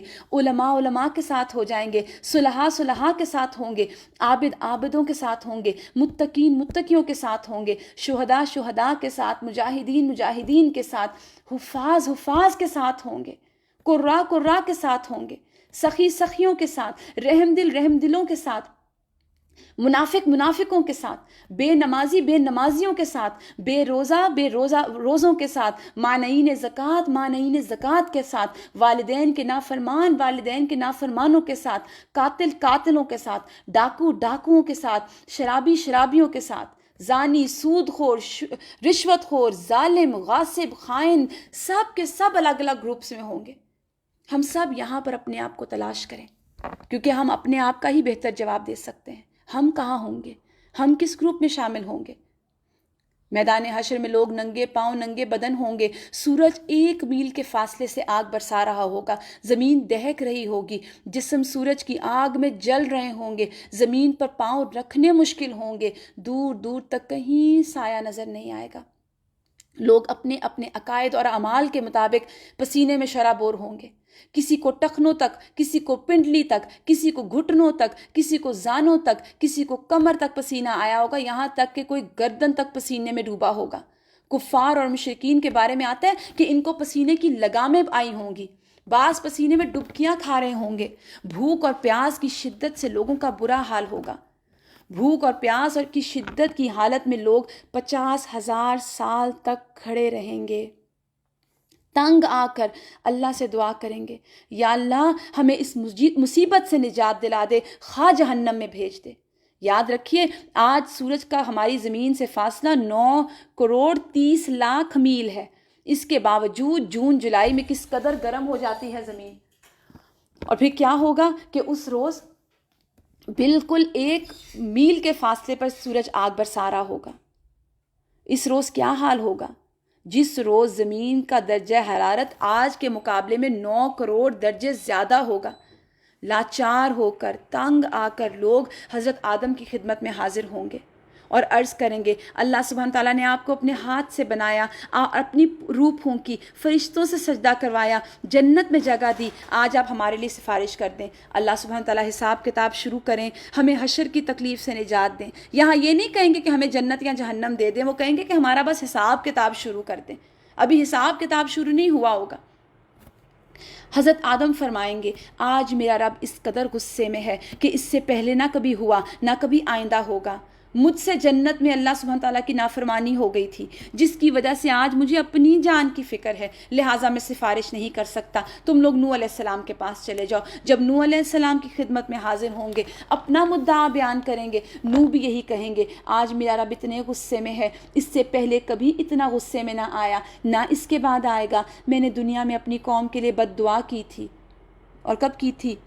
900 سال کے بعد۔ اس کے بعد 900 سال تبلیغ کی تھی، اور اس کے بعد دنیا میں اپنی قوم کے لیے بد دعا کی تھی، جس کے نتیجے میں وہ ہلاک ہو گئی۔ آج مجھے اپنی جان کی فکر ہے، میں سفارش نہیں کر سکتا۔ انبیاء بھی ڈر رہے ہوں گے۔ تم لوگ حضرت ابراہیم خلیل اللہ کے پاس چلے جاؤ، وہ سفارش کریں گے۔ لوگ ابراہیم علیہ السلام کی خدمت میں حاضر ہوں گے، عرض کریں گے آپ اللہ کے نبی، اس کے خلیل ہیں، اپنے رب کے حضور ہماری سفارش کر دیں۔ آپ دیکھ رہے ہیں ہماری حالت کیا ہو رہی ہے۔ حضرت ابراہیم بھی وہی بات فرمائیں گے جو حضرت آدم اور حضرت نوح نے کہی کہ آج میرا رب اس قدر ناراض ہے، اس سے پہلے کبھی اتنا ناراض نہ ہوا، نہ اس کے بعد کبھی ہوگا۔ میں نے دنیا میں 3 جھوٹ بولے تھے، جس کی وجہ سے آج مجھے اپنی جان کی فکر ہے۔ کہیں اللہ تعالیٰ مجھ سے نہ پوچھ لیں، لہٰذا تم موسیٰ کے پاس چلے جاؤ۔ اسی طرح لوگ موسیٰ علیہ السلام کی خدمت میں حاضر ہوں گے، یہی بات کریں گے کہ اللہ نے آپ سے ہم کلام ہو کر آپ کو سارے لوگوں پہ فضیلت دی، آپ دیکھ رہے ہیں ہماری حالت کیا ہو رہی ہے، آپ اپنے رب سے ہماری سفارش کریں۔ موسیٰ علیہ السلام بھی یہی کہیں گے، آج تو میرا رب اس قدر غصے میں ہے کہ نہ اس سے پہلے کبھی ہوا نہ اس کے بعد کبھی ہوگا۔ میں نے دنیا میں ایک آدمی کو قتل کیا تھا جس کی وجہ سے مجھے اپنی جان کی فکر ہے، لہٰذا میں سفارش نہیں کر سکتا، تم لوگ عیسیٰ علیہ السلام کے پاس چلے جاؤ۔ لوگ حضرت عیسیٰ کے پاس حاضر ہوں گے، آپ اللہ کے رسول، اللہ کا فرمان، اللہ کی روح ہیں، آپ دیکھ رہے ہیں ہماری کیا حالت ہو رہی ہے، آپ سفارش کر دیں۔ حضرت عیسیٰ بھی وہی جواب دیں گے، آج میرا رب اس قدر غصے میں ہے کہ نہ اس سے پہلے کبھی ہوا نہ آئندہ ہوگا، تم لوگ محمد صلی اللہ علیہ وآلہ وسلم کے پاس چلے جاؤ، وہ تمہاری سفارش کریں گے۔ لوگ سید الانبیاء رحمت للعالمین کی خدمت میں حاضر ہوں گے، عرض کریں گے آپ اللہ کے رسول خاتم الانبیاء ہیں، اللہ نے آپ کے اگلے پچھلے گناہ معاف کر دیے، آپ دیکھ رہے ہیں ہماری کیا حالت ہو رہی ہے، اپنے رب کے حضور سفارش کیجئے کہ وہ ہمارا حساب کتاب شروع کر دے۔ یہاں یہ سفارش نہیں کروائی جا رہی کہ ہمیں جنت جہنم دے، سفارش کیا ہے کہ ہمارے حساب کتاب کا آغاز ہو جائے۔ رسول رحمت صلی اللہ علیہ وآلہ وسلم فرمائیں گے، ہاں آج کے روز سفارش کے لائق میں ہی ہوں، سبحان اللہ۔ چنانچہ آپ کو میدان حشر سے شفاعت کے بلند ترین مقام محمود پر پہنچا دیا جائے گا، جو جنت میں عرش الہی کے نیچے ہوگا۔ وہاں پہنچ کر آپ صلی اللہ علیہ وآلہ وسلم اپنے رب کے حضور سجدے میں گر پڑیں گے اور اللہ کی تعریف بیان کریں گے۔ پھر جب اللہ کا غصہ کم ہوگا تو اللہ تعالیٰ ارشاد فرمائیں گے، اے محمد صلی اللہ علیہ وآلہ وسلم سر اٹھاؤ اور سوال کرو، دیے جاؤ گے، سفارش کرو، قبول کی جائے گی، اور یہی شفاعت کبریٰ ہوگی۔ اب شفاعت کبریٰ کی منظوری کے بعد رسول اکرم صلی اللہ علیہ وآلہ وسلم مقام محمود سے واپس میدان حشر میں تشریف لائیں گے۔ اس کے بعد اللہ سبحانہ وتعالیٰ فرشتوں کے ساتھ، فرشتوں کی معیت میں میدان حشر میں نزول جلال فرمائیں گے۔ اب اللہ سبحانہ وتعالیٰ تشریف لائیں گے، فرشتے زمین کے دور دور نزدیک کناروں پر صف بستہ کھڑے ہو جائیں گے، صف لائنز کے ساتھ کھڑے ہوئے ہوں گے۔ 8 فرشتوں نے اللہ سبحانہ تعالیٰ کا عرش تھام رکھا ہوگا۔ ابھی ان 8 فرشتوں کے بارے میں بھی ہم انشاءاللہ سورہ زمر میں پڑھیں گے۔ عدالت الہی قائم ہو جائے گی، ملائکہ، انبیاء، اولیاء، صلحاء کو بطور گواہ طلب کیا جائے گا۔ فرشتوں کو حکم ہوگا کہ وہ لوگوں میں ان کے نامہ اعمال تقسیم کر دیں۔ اہل ایمان کو ان کے سامنے کی طرف سے رائٹ ہینڈ میں، داہنے ہاتھ میں نامہ اعمال دیا جائے گا، اور کفار اور مشرکین کو پشت کی طرف سے بائیں ہاتھ میں نامہ اعمال دیا جائے گا۔ اعمال نامے پہ نظریں ڈالتے ہی ہر آدمی کے سامنے اس کی ساری زندگی کا کچا چٹھا کھل جائے گا، بھولے بسرے ماضی کی ساری یادیں تازہ ہو جائیں گی۔ آپ سوچئے میرے اور آپ کے نامہ اعمال میں کیا ہوگا نا، یہ وقت کتنا سخت ہوگا، اور آج ہمارے پاس چانس ہے اور ہم اس چانس کو بھولے ہوئے ہیں۔ اہل ایمان کے روشن چہرے کچھ اور بھی روشن اور تر و تازہ ہو جائیں گے، اور وہ خوشی خوشی اپنا نامہ اعمال دکھا کے کہیں گے، ہاں اقرؤوا کتابیہ، آؤ میرا نامہ اعمال پڑھو، اللہم اجعلنا منہم، اللہ آپ ہمیں ان سب میں شامل کر دینا۔ کافر اور مشرکین کے چہروں کی سیاہی میں کچھ اور اضافہ ہو جائے گا، ذلت ان کے چہروں پہ چھا جائے گی، اور یہ کیا کہے گا کافر، یا لیتنی لم اوتا کتابیہ، کاش میں اپنا نامہ اعمال دیا ہی نہ گیا ہوتا، ولم ادری ما حسابیہ، میں جانتا ہی نہ کہ میرا حساب کتاب کیا ہے۔ اور جب نامہ اعمال دیکھے گا تو اور حیران ہوگا، وہ کہے گا یا ویلتنا ما لہذا الکتاب لا یغادر صغیرۃ ولا کبیرۃ الا احصاہا، ہائے ہماری کمبختی، یہ کیسا نامہ اعمال ہے، کوئی چھوٹے سے چھوٹا، بڑے سے بڑا عمل نہیں جو اس میں شامل نہ ہو۔ اب اعمال ناموں کی تقسیم کے بعد کیا ہوگا، سوال جواب کا سلسلہ شروع ہوگا۔ اللہ تعالیٰ جس سے چاہیں گے بغیر کسی ترجمان کے ڈائریکٹلی براہ راست کوسچن کریں گے۔ سب سے پہلے مشرکوں سے پوچھا جائے گا، انہوں نے شرک کیا؟ وہ انکار کر دیں گے، کہیں گے ہم نے تو کچھ بھی نہیں کیا، واللہ ربنا ما کننا مشرکین۔ اور پھر کیا ہوا ہوگا، شرک سے بھرپور کرامن کاتبین کا تیار کیا ہوا نامہ اعمال سامنے رکھ دیا جائے گا، مشرکین اس سے بھی انکار کر دیں گے۔ پھر اس دور کے انبیاء، علماء، اولیاء کو گواہی کے لیے بلایا جائے گا کہ وہ شرک کی گواہی دیتے ہیں کہ یہ شرک کرتے تھے، لیکن مشرک اس کا بھی انکار کر دیں گے۔ یہ جہاں جہاں بھی وہ شرک کرتے تھے گواہی کے لیے وہ جگہ لائی جائے گی، ہم نے ابھی آثار کے بارے میں پڑھا نا، مشرک اس کا بھی انکار کر دیں گے۔ اور پھر لیکن مشرک اس کا بھی انکار کریں گے، اللہ تعالیٰ سے مخاطب ہو کر کہیں گے یا اللہ کیا تو نے اپنے بندوں کو ظلم سے پناہ نہیں دی؟ اللہ تعالیٰ ارشاد فرمائیں گے ہاں میں نے اپنے بندوں کو ظلم سے پناہ دی۔ مشرک کہیں گے آج ہم اپنی ذات کے علاوہ کسی دوسرے کی گواہی نہیں مانیں گے۔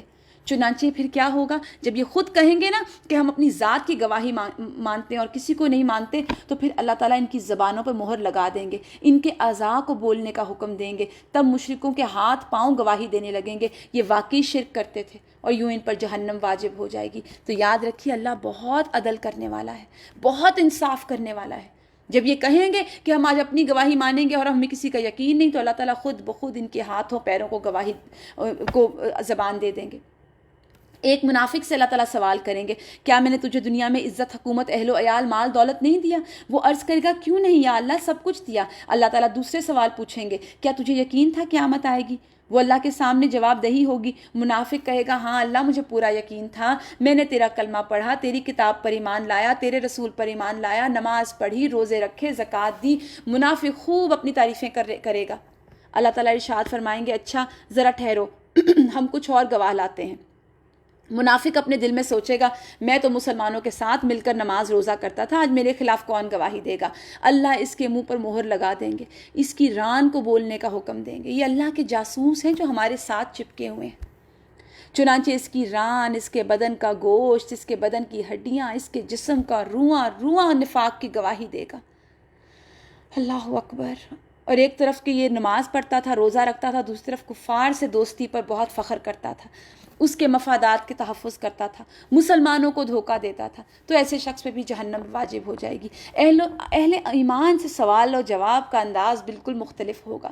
اس قدر خوبصورت یہ انداز ہوگا، ایک مومن آدمی کو اللہ سبحانہ تعالیٰ اپنے قریب بلا کر اس پہ دامن رحمت ڈال دیں گے اور سوال کریں گے۔ اور یہ مومن کی بات ہو رہی ہے، یاد رکھیے۔ مومن کون ہے؟ جس کا ایمان زبان سے اس کے دل میں داخل ہوا اور اس کے دل کو ایمان لگ گیا، اس کے عمل میں آ گیا، اس نے اپنی ہر خواہش اللہ کی خواہش کے تابع کر دی اور کوشش ہی کرتا رہا رب کو راضی کرنے کی، کیونکہ رب کو ہم راضی کر نہیں سکتے، کسی طرح نہیں کر سکتے، رب کا حق ادا نہیں کر سکتے، اللہ ہم سے ہماری کوششیں دیکھے گا۔ تو اللہ ایسے شخص کو اپنے قریب بلائیں گے کہ تو نے فلاں گناہ کیا تھا، تو نے فلاں گناہ کیا تھا۔ مومن عرض کرے گا ہاں اللہ کیا تھا۔ اللہ تعالیٰ ایک ایک گناہ کے بارے میں سوال کریں گے، وہ ہر گناہ کو مانتا جائے گا، سوچے گا اب تو میں گیا، اب تو ہلاک ہو جاؤں گا۔ آخر میں اللہ تعالیٰ ارشاد فرمائیں گے میں نے تیرے گناہوں پر دنیا میں بھی پردہ ڈالا ہوا تھا، میں آج بھی پردہ ڈال رہا ہوں اور اسے جنت میں بھیج دیا جائے گا۔ آپ دیکھیے یہ ہے مومن کا لیول۔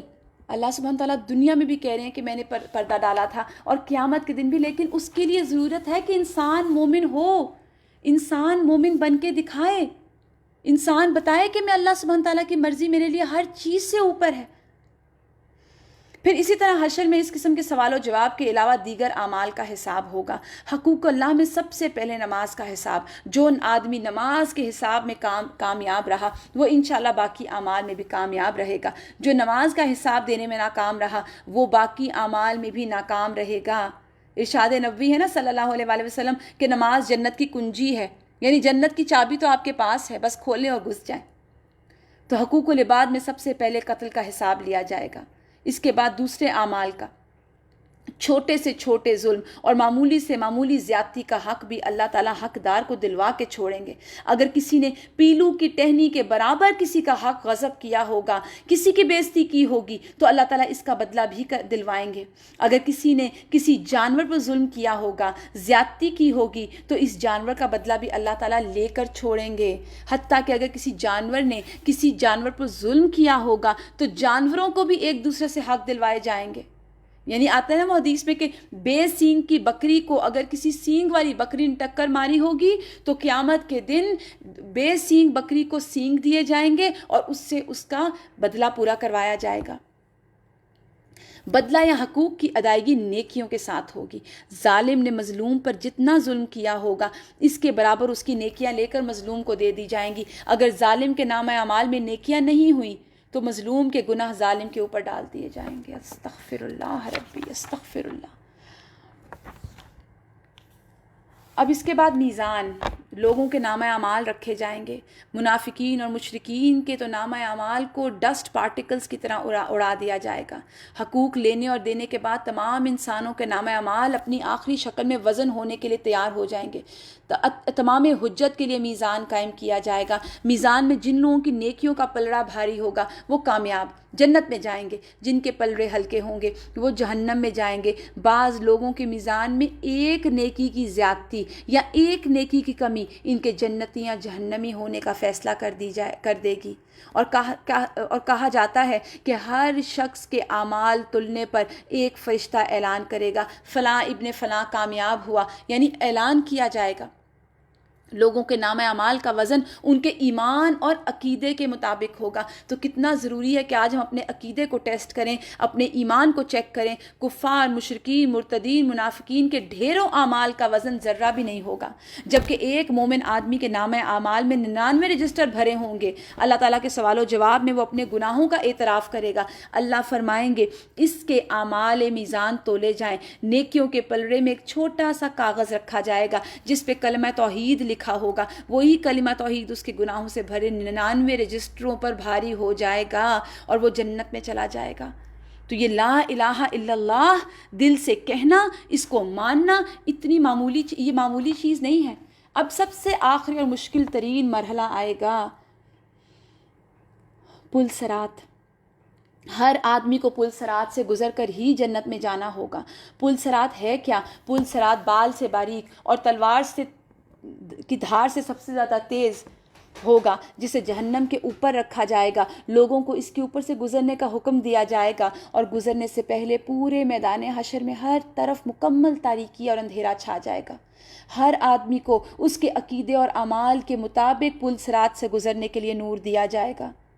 اہل ایمان کو 2 نور کی مشنیں دی جائیں گی، بعض کو ٹمٹماتے چراغ دیے جائیں گے، حتیٰ کہ سب سے کم درجہ اس شخص کا ہوگا جس کے پاؤں کے انگوٹھے پر روشنی ہوگی. اہل ایمان پل صراط سے گزرتے ہوئے اللہ سے دعا مانگیں گے، ربنا اتمم لنا نورنا واغفر لنا انک علی کل شیء قدیر. بعض اہل ایمان بجلی کی تیزی کے ساتھ پل صراط عبور کریں گے، اللہم اجعلنا منہم، اللہ ہمیں ان میں شامل کر دے. بعض ہوا کی تیزی کے ساتھ، بعض تیز رفتار گھوڑوں کی رفتار سے، بعض اونٹوں کی رفتار سے، بعض لوگ دوڑتے ہوئے، بعض عام چال، بعض سست رو، بعض گرتے پڑتے ٹھوکریں کھاتے زخمی ہوتے عبور کریں گے. پل صراط کے دونوں طرف خود کار ہکس لگے ہوں گے، خود وہ کام کر رہے ہوں گے جو اللہ سبحانہ تعالیٰ کے حکم کے مطابق بعض لوگوں کے چلنے میں صرف رکاوٹیں ڈالیں گے، بعض لوگوں کو پل کے اوپر ہی بار بار گراتے رہیں گے، بعض لوگوں کو صرف زخمی کریں گے، بعض کو کھینچ کر جہنم میں ڈال دیں گے. کچھ لوگ چند قدم چلیں گے تو انہیں جہنم میں گرا دیا جائے گا، بعض لوگ کچھ فیصلہ طے کر لیں گے تو جہنم میں گرا دیے جائیں گے، بعض لوگ نصف فاصلہ طے کرنے کے بعد جہنم میں گرائے جائیں گے، بعض صراط عبور کرنے والے ہوں گے تو گرا دیے جائیں گے. انسان کے اعمال صالحہ صراط پر صرف نور مہیا کریں گے بلکہ انسان کی حفاظت بھی کریں گے. نہ کہ صرف نور مہیا کریں گے بلکہ حفاظت بھی کریں گے. کہا جاتا ہے کہ قربانی کے جانور سواریوں کا کام دیں گے، یہ اللہ بہتر جانتا ہے. صراط سے گزرنے کا منظر اس قدر ہولناک ہوگا کہ کسی کی زبان سے کوئی بات نہیں نکلے گی، صرف انبیاء کی آواز آئے گی، رب سلم رب سلم، یا رب بچا لے، یا رب بچا لے. صراط سے پہلے رسول اکرم صلی اللہ علیہ وآلہ وسلم سب سے پہلے آپ اور آپ کی امت عبور کرے گی، بعد میں دیگر انبیاء اور ان کی امتیں عبور کریں گی. فللہ الحمد یا رب العالمین. پھر صراط عبور کرنے کے بعد تمام اہل ایمان کنترا پر روک لیے جائیں گے. یہ پل صراط کا آخری حصہ ہے. اگر کسی مسلمان کے درمیان کوئی غلط فہمی یا کوئی گلا شکوہ یا غصہ یا ناراضگی ہوگی دور کی جائے گی. جب سارے اہل ایمان مکمل طور پر پاک صاف ہو جائیں گے تب انہیں جنت میں داخل ہونے کی اجازت دی جائے گی. اب اس کے بعد آگے بہت ہی خوبصورت حدیث آتی ہے. رسول اکرم صلی اللہ علیہ وآلہ وسلم جنت کے دروازے پر تشریف لائیں گے، دروازہ کھلے گا، آپ صلی اللہ علیہ وآلہ وسلم اپنی امت سمیت جنت میں قدم رنجا فرمائیں گے. جنت میں داخل ہونے کے بعد آپ کو اپنی امت کی فکر لاحق ہو جائے گی. آپ اپنی امت کا حال دریافت فرمائیں گے. جب آپ کو معلوم ہوگا بے شمار امتی جہنم میں ہیں تو آپ اللہ کے حضور سجدے میں گر پڑیں گے. اللہ تعالیٰ کی حمد و ثنا کر کے سفارش کی اجازت طلب کریں گے. طویل مدت سجدے میں گزارنے کا کے بعد حکم ہوگا، اے محمد صلی اللہ علیہ وآلہ وسلم جاؤ، آپ کی امت میں جن کے دل میں جو کے دانے کے برابر ایمان ہے انہیں جہنم سے نکال کر جنت میں داخل کر دو. رسول اکرم صلی اللہ علیہ وآلہ وسلم فرشتوں کو لے کر اپنی امت کے برگزیدہ افراد کے ساتھ جہنم کے کنارے تک جائیں گے اور فرمائیں گے اپنے اپنے عزیزہ و اقارب کو اور اپنی اپنی جان پہچان کے افراد کی نشانی بتاؤ تاکہ فرشتے انہیں نکال لائیں. آپ دیکھیے کہ نیک ہونا کس قدر فائدہ دے گا اس دن، کہ اللہ سبحانہ تعالیٰ رسول اللہ صلی اللہ علیہ وآلہ وسلم کے ساتھ اللہ کی امت، رسول کی امت کے نیک لوگ، ان کی آپ سوچئے کہ نیک لوگوں کی پھر کمپنی کتنی ضروری ہے نا. اور بھی کچھ نہیں تو میں ایک مرتبہ ایک اسکالر کو سن رہی تھی، وہ کہتے ہیں کہ میں کوشش کرتا ہوں کہ میں نیکوں کی مجلس میں رہوں اور میں ان سے جان پہچان رکھوں کہ قیامت کے دن وہ مجھے پہچان لیں، اور اگر میں خود اللہ نہ کرے میں جہنم میں ہوں تو وہ پہچان کے نشانی سے ہی مجھے نجات دلوا دیں. تو یہ اللہ سبحانہ تعالیٰ کا اذن ہوگا، یہ اللہ عطا کریں گے. چنانچہ ایسے لوگ جن کے دل میں جو کے دانے کے برابر ایمان ہوگا جہنم سے نکال کر جنت میں لے جائے جائیں گے. اس وقت آپ صلی اللہ علیہ وسلم کی امت اہل جنت کا 1/4 ہوگی، 1/4. آپ کی سفارش دیکھ کر دیگر انبیاء کرام بھی اپنی اپنی امتوں کی سفارش شروع کر دیں گے. امت محمدیہ کے شہداء، علماء، اولیاء، صلحاء کو بھی شفاعت کی اجازت دی جائے گی، اور وہ بھی اپنے اپنے عزیز و اقارب کو جان پہچان کے لوگوں کو سفارش کر کے جہنم سے نکلوا کر جنت میں لے آئیں گے. اب کیا ہوگا؟ رسول اکرم صلی اللہ علیہ وآلہ وسلم جنت میں پہنچ کر پھر امت کے بارے میں سوال کریں گے. آپ دیکھیے کہ اتنا سخت وقت ہوگا نا، کسی کو اپنے بچے کی، کسی کو ماں کی، کسی کو باپ کی فکر نہیں ہوگی. وہ جنت میں پہنچ کے یاد آئے گا، او امی کہاں گئیں، او بیٹا کہاں ہے، او والد کہاں ہیں، پہنچے کہ نہیں پہنچے. امت کے بارے میں جب رسول اللہ صلی اللہ علیہ وسلم یہاں سوال کریں گے کہ اب میری امت میں کتنے جہنم میں باقی رہ گئے، آپ صلی اللہ علیہ وسلم کو بتایا جائے گا ابھی تو 1000 تعداد میں لوگ جہنم میں ہیں. آپ صلی اللہ علیہ وسلم پھر سفارش کے لیے سجدے میں گر پڑیں گے، اذن سے شفاعت ملے گا. آپ صلی اللہ علیہ وسلم کی امت کے وہ افراد جن کے دل میں چیونٹی یا رائی کے برابر ایمان ہے انہیں بھی نکال لاؤ. آپ صلی اللہ علیہ وسلم حسب سابق امت کے علماء، اولیاء، صلحاء کو لے کر جہنم کے کنارے پہنچیں گے، رائی کے برابر ایمان والوں کو جہنم سے نکال کر جنت میں لے جائیں گے. تب آپ کی امت اہل جنت کی 1/3 ہو جائے گی. پھر آپ دوبارہ استفسار فرمائیں گے میری امت کے کتنے لوگ ابھی جہنم میں ہیں. آپ کو بتایا جائے گا کہ ابھی تو 1000 امتی جہنم میں ہیں. آپ صلی اللہ علیہ وسلم اذن شفاعت کے لیے پھر سجدہ ریز ہو جائیں گے، اللہ کی حمد و ثنا کریں گے. آپ صلی اللہ علیہ وسلم کو اذن شفاعت ملے گا کہ چیونٹی یا رائی سے کم درجے کے ایمان والوں کو بھی جہنم سے نکالو. اذن شفاعت ملنے پر آپ پھر فرشتوں کی مائیت میں امت کے فضلاء، اولیاء اور صلحاء کے ساتھ جہنم کے کنارے پہنچیں گے. امت کے ان افراد کو جہنم سے نکلوائیں گے جن کے دل میں رائی سے بھی کم درجے کا ایمان ہوگا. تب آپ کی امت اہل جنت کی نصف تعداد کے برابر ہو جائے گی.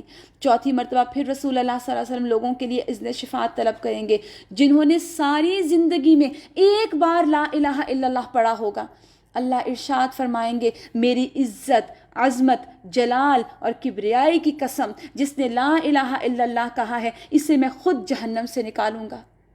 چنانچہ آخر میں اللہ سبحانہ تعالیٰ خود ان لوگوں کو جہنم سے نکال کر جنت میں داخل فرمائیں گے جنہوں نے لا الہ الا اللہ کہا ہوگا.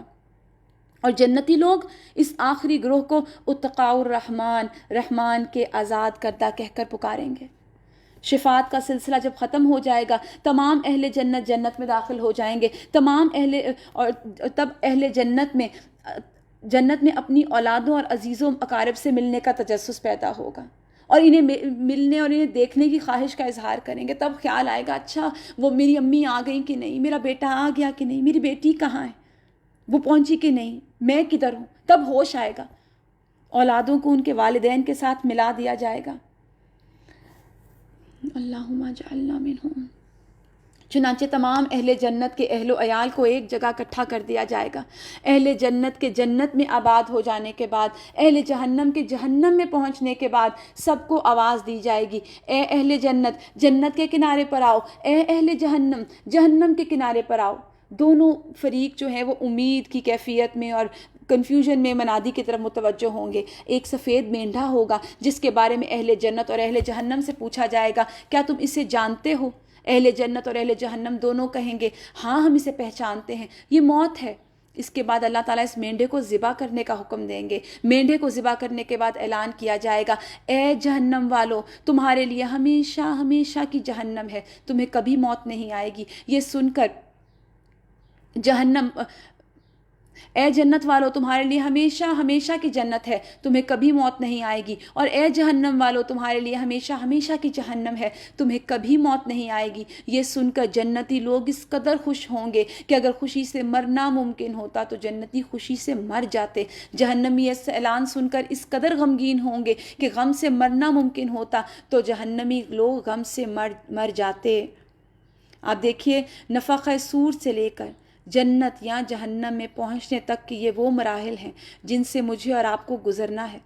یہاں پر یہ چیز تفصیل سے بیان کرنے کی وجہ کیا تھی کہ ہمیں معلوم ہو کہ قیامت کا وقت تو ہمیں معلوم نہیں، لیکن احادیث ہمیں یہ تو بہت بتاتی ہیں کہ اس روز ہوگا کیا. تو ہم اپنے اعمال کے مطابق ان کی تیاری کریں، ہم اپنے اعمال کی اصلاح کریں. اللہ سبحانہ تعالیٰ قرآن میں سورہ یاسین میں اب ہم سوئچ کریں گے. اللہ سبحانہ تعالیٰ قرآن آیت نمبر 54 میں فرماتے ہیں فَالْيَوْمَ لَا تُظْلَمُ نَفْسٌ شَيْئًا وَلَا تُجْزَوْنَ إِلَّا مَا كُنْتُمْ تَعْمَلُونَ. آج کسی پر ذرہ برابر ظلم نہیں کیا جائے گا، آج تمہیں وہی بدلہ ملے گا جیسے تم عمل کرتے رہے. آج جنتی لوگ مزے کرنے میں مشغول ہیں، اپنی فیملیز کے ساتھ، اپنے گھر والوں کے ساتھ، اپنے والدین کے ساتھ. ساری جدائیاں ختم ہو جائیں گی وہاں پر. آج ہم اپنے جن پیاروں کے لیے اداس ہوتے ہیں نا، اللہ سبحانہ تعالیٰ ہم سب کو جنت میں داخل کریں، وہاں سب جدائیاں ختم ہو جائیں گی.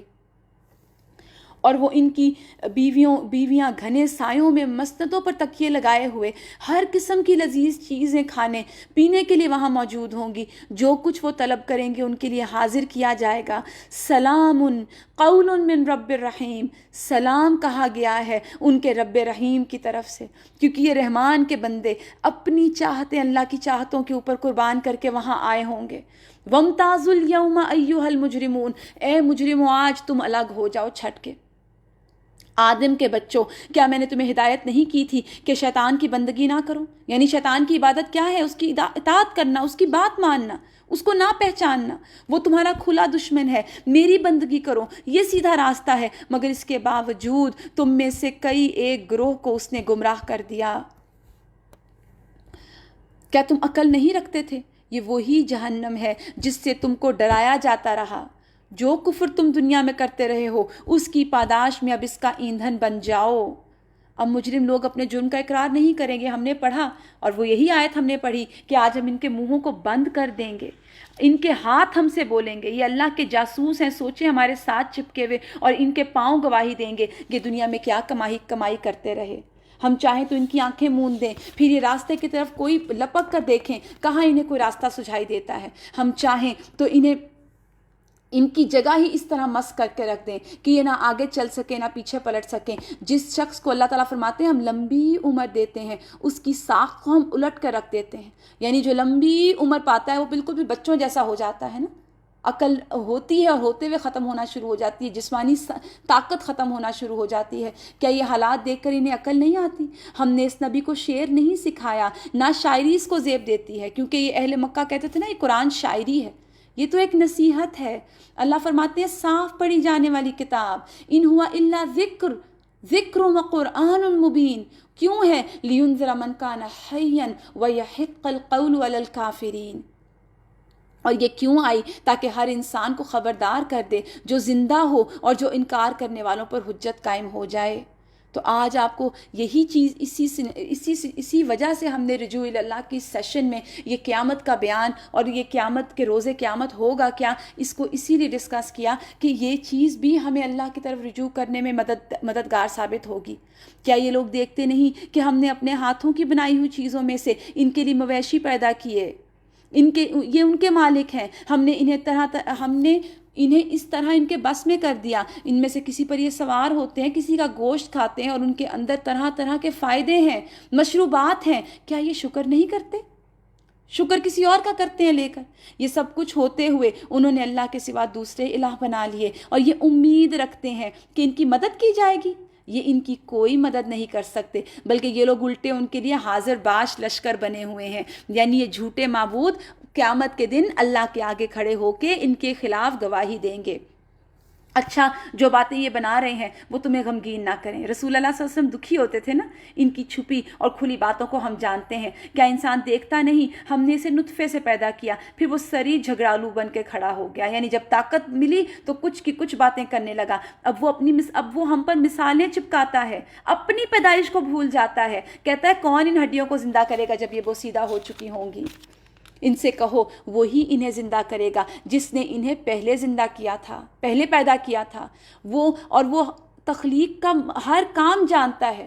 وہی ہے جس نے تمہارے لیے ہرے بھرے درخت سے آگ پیدا کی. یہاں یہ ایک اور نئی نعمت سے بتا دی اللہ تعالیٰ نے، جس کو ہم نعمت سمجھتے بھی نہیں کہ یہ آگ کہاں سے نصیب ہو رہی ہے. یہ گیس لوڈ شیڈنگ جب ہوتی ہے نا، پھر انسان کو قدر آتی ہے گیس کی. اسی طرح اللہ تعالیٰ یہاں پہ آگ کی نعمت بتا رہے ہیں جس سے تم اپنے چولہے روشن کرتے ہو. کیا وہ جس نے آسمانوں اور زمین کو پیدا کیا اس پر قادر نہیں کہ ان جیسوں کو پیدا کر سکے؟ کیوں نہیں، وہ ماہر خلاق ہے، ایکسپرٹ. وَهُوَ الْخَلَّاقُ الْعَلِيمُ إِنَّمَا أَمْرُهُ إِذَا أَرَادَ شَيْئًا، جب وہ کسی کام کا ارادہ کرتا ہے، أَن يَقُولَ لَهُ كُن فَيَكُونُ، وہ صرف کہتا ہے ہو جا اور وہ ہو جاتی ہے. اور آخر میں اللہ سبحانہ تعالیٰ کی تعریف ہے، فَسُبْحَانَ الَّذِي بِيَدِهِ مَلَكُوتُ كُلِّ شَيْءٍ وَإِلَيْهِ تُرْجَعُونَ، اور پاک ہے وہ جس کے ہاتھ میں ہر چیز کا اقتدار ہے اور اسی کی طرف تم پلٹائے جانے والے ہو. اللہ سے دعا ہے کہ اللہ سبحانہ تعالیٰ ہمارے دلوں میں اپنی محبت اور اپنا خوف ہر چیز کے خوف اور محبت سے زیادہ کر دے، اور اللہ تعالیٰ ہمیں، ہمارے بچوں کو، ہماری اولادوں کو، ہماری ذریت کو، ہمارے والدین کو اور تمام مومنین کو جہنم سے بچائے اور عافیت کے ساتھ ہم سب کو جنتوں میں داخل کرے. وآخر دعوانا ان الحمد للہ رب العالمین. سبحان ربک رب العزت عما یصفون وسلام علی المرسلین والحمد للہ رب العالمین. جزاکم اللہ خیرا کثیرا. السلام علیکم ورحمۃ اللہ وبرکاتہ.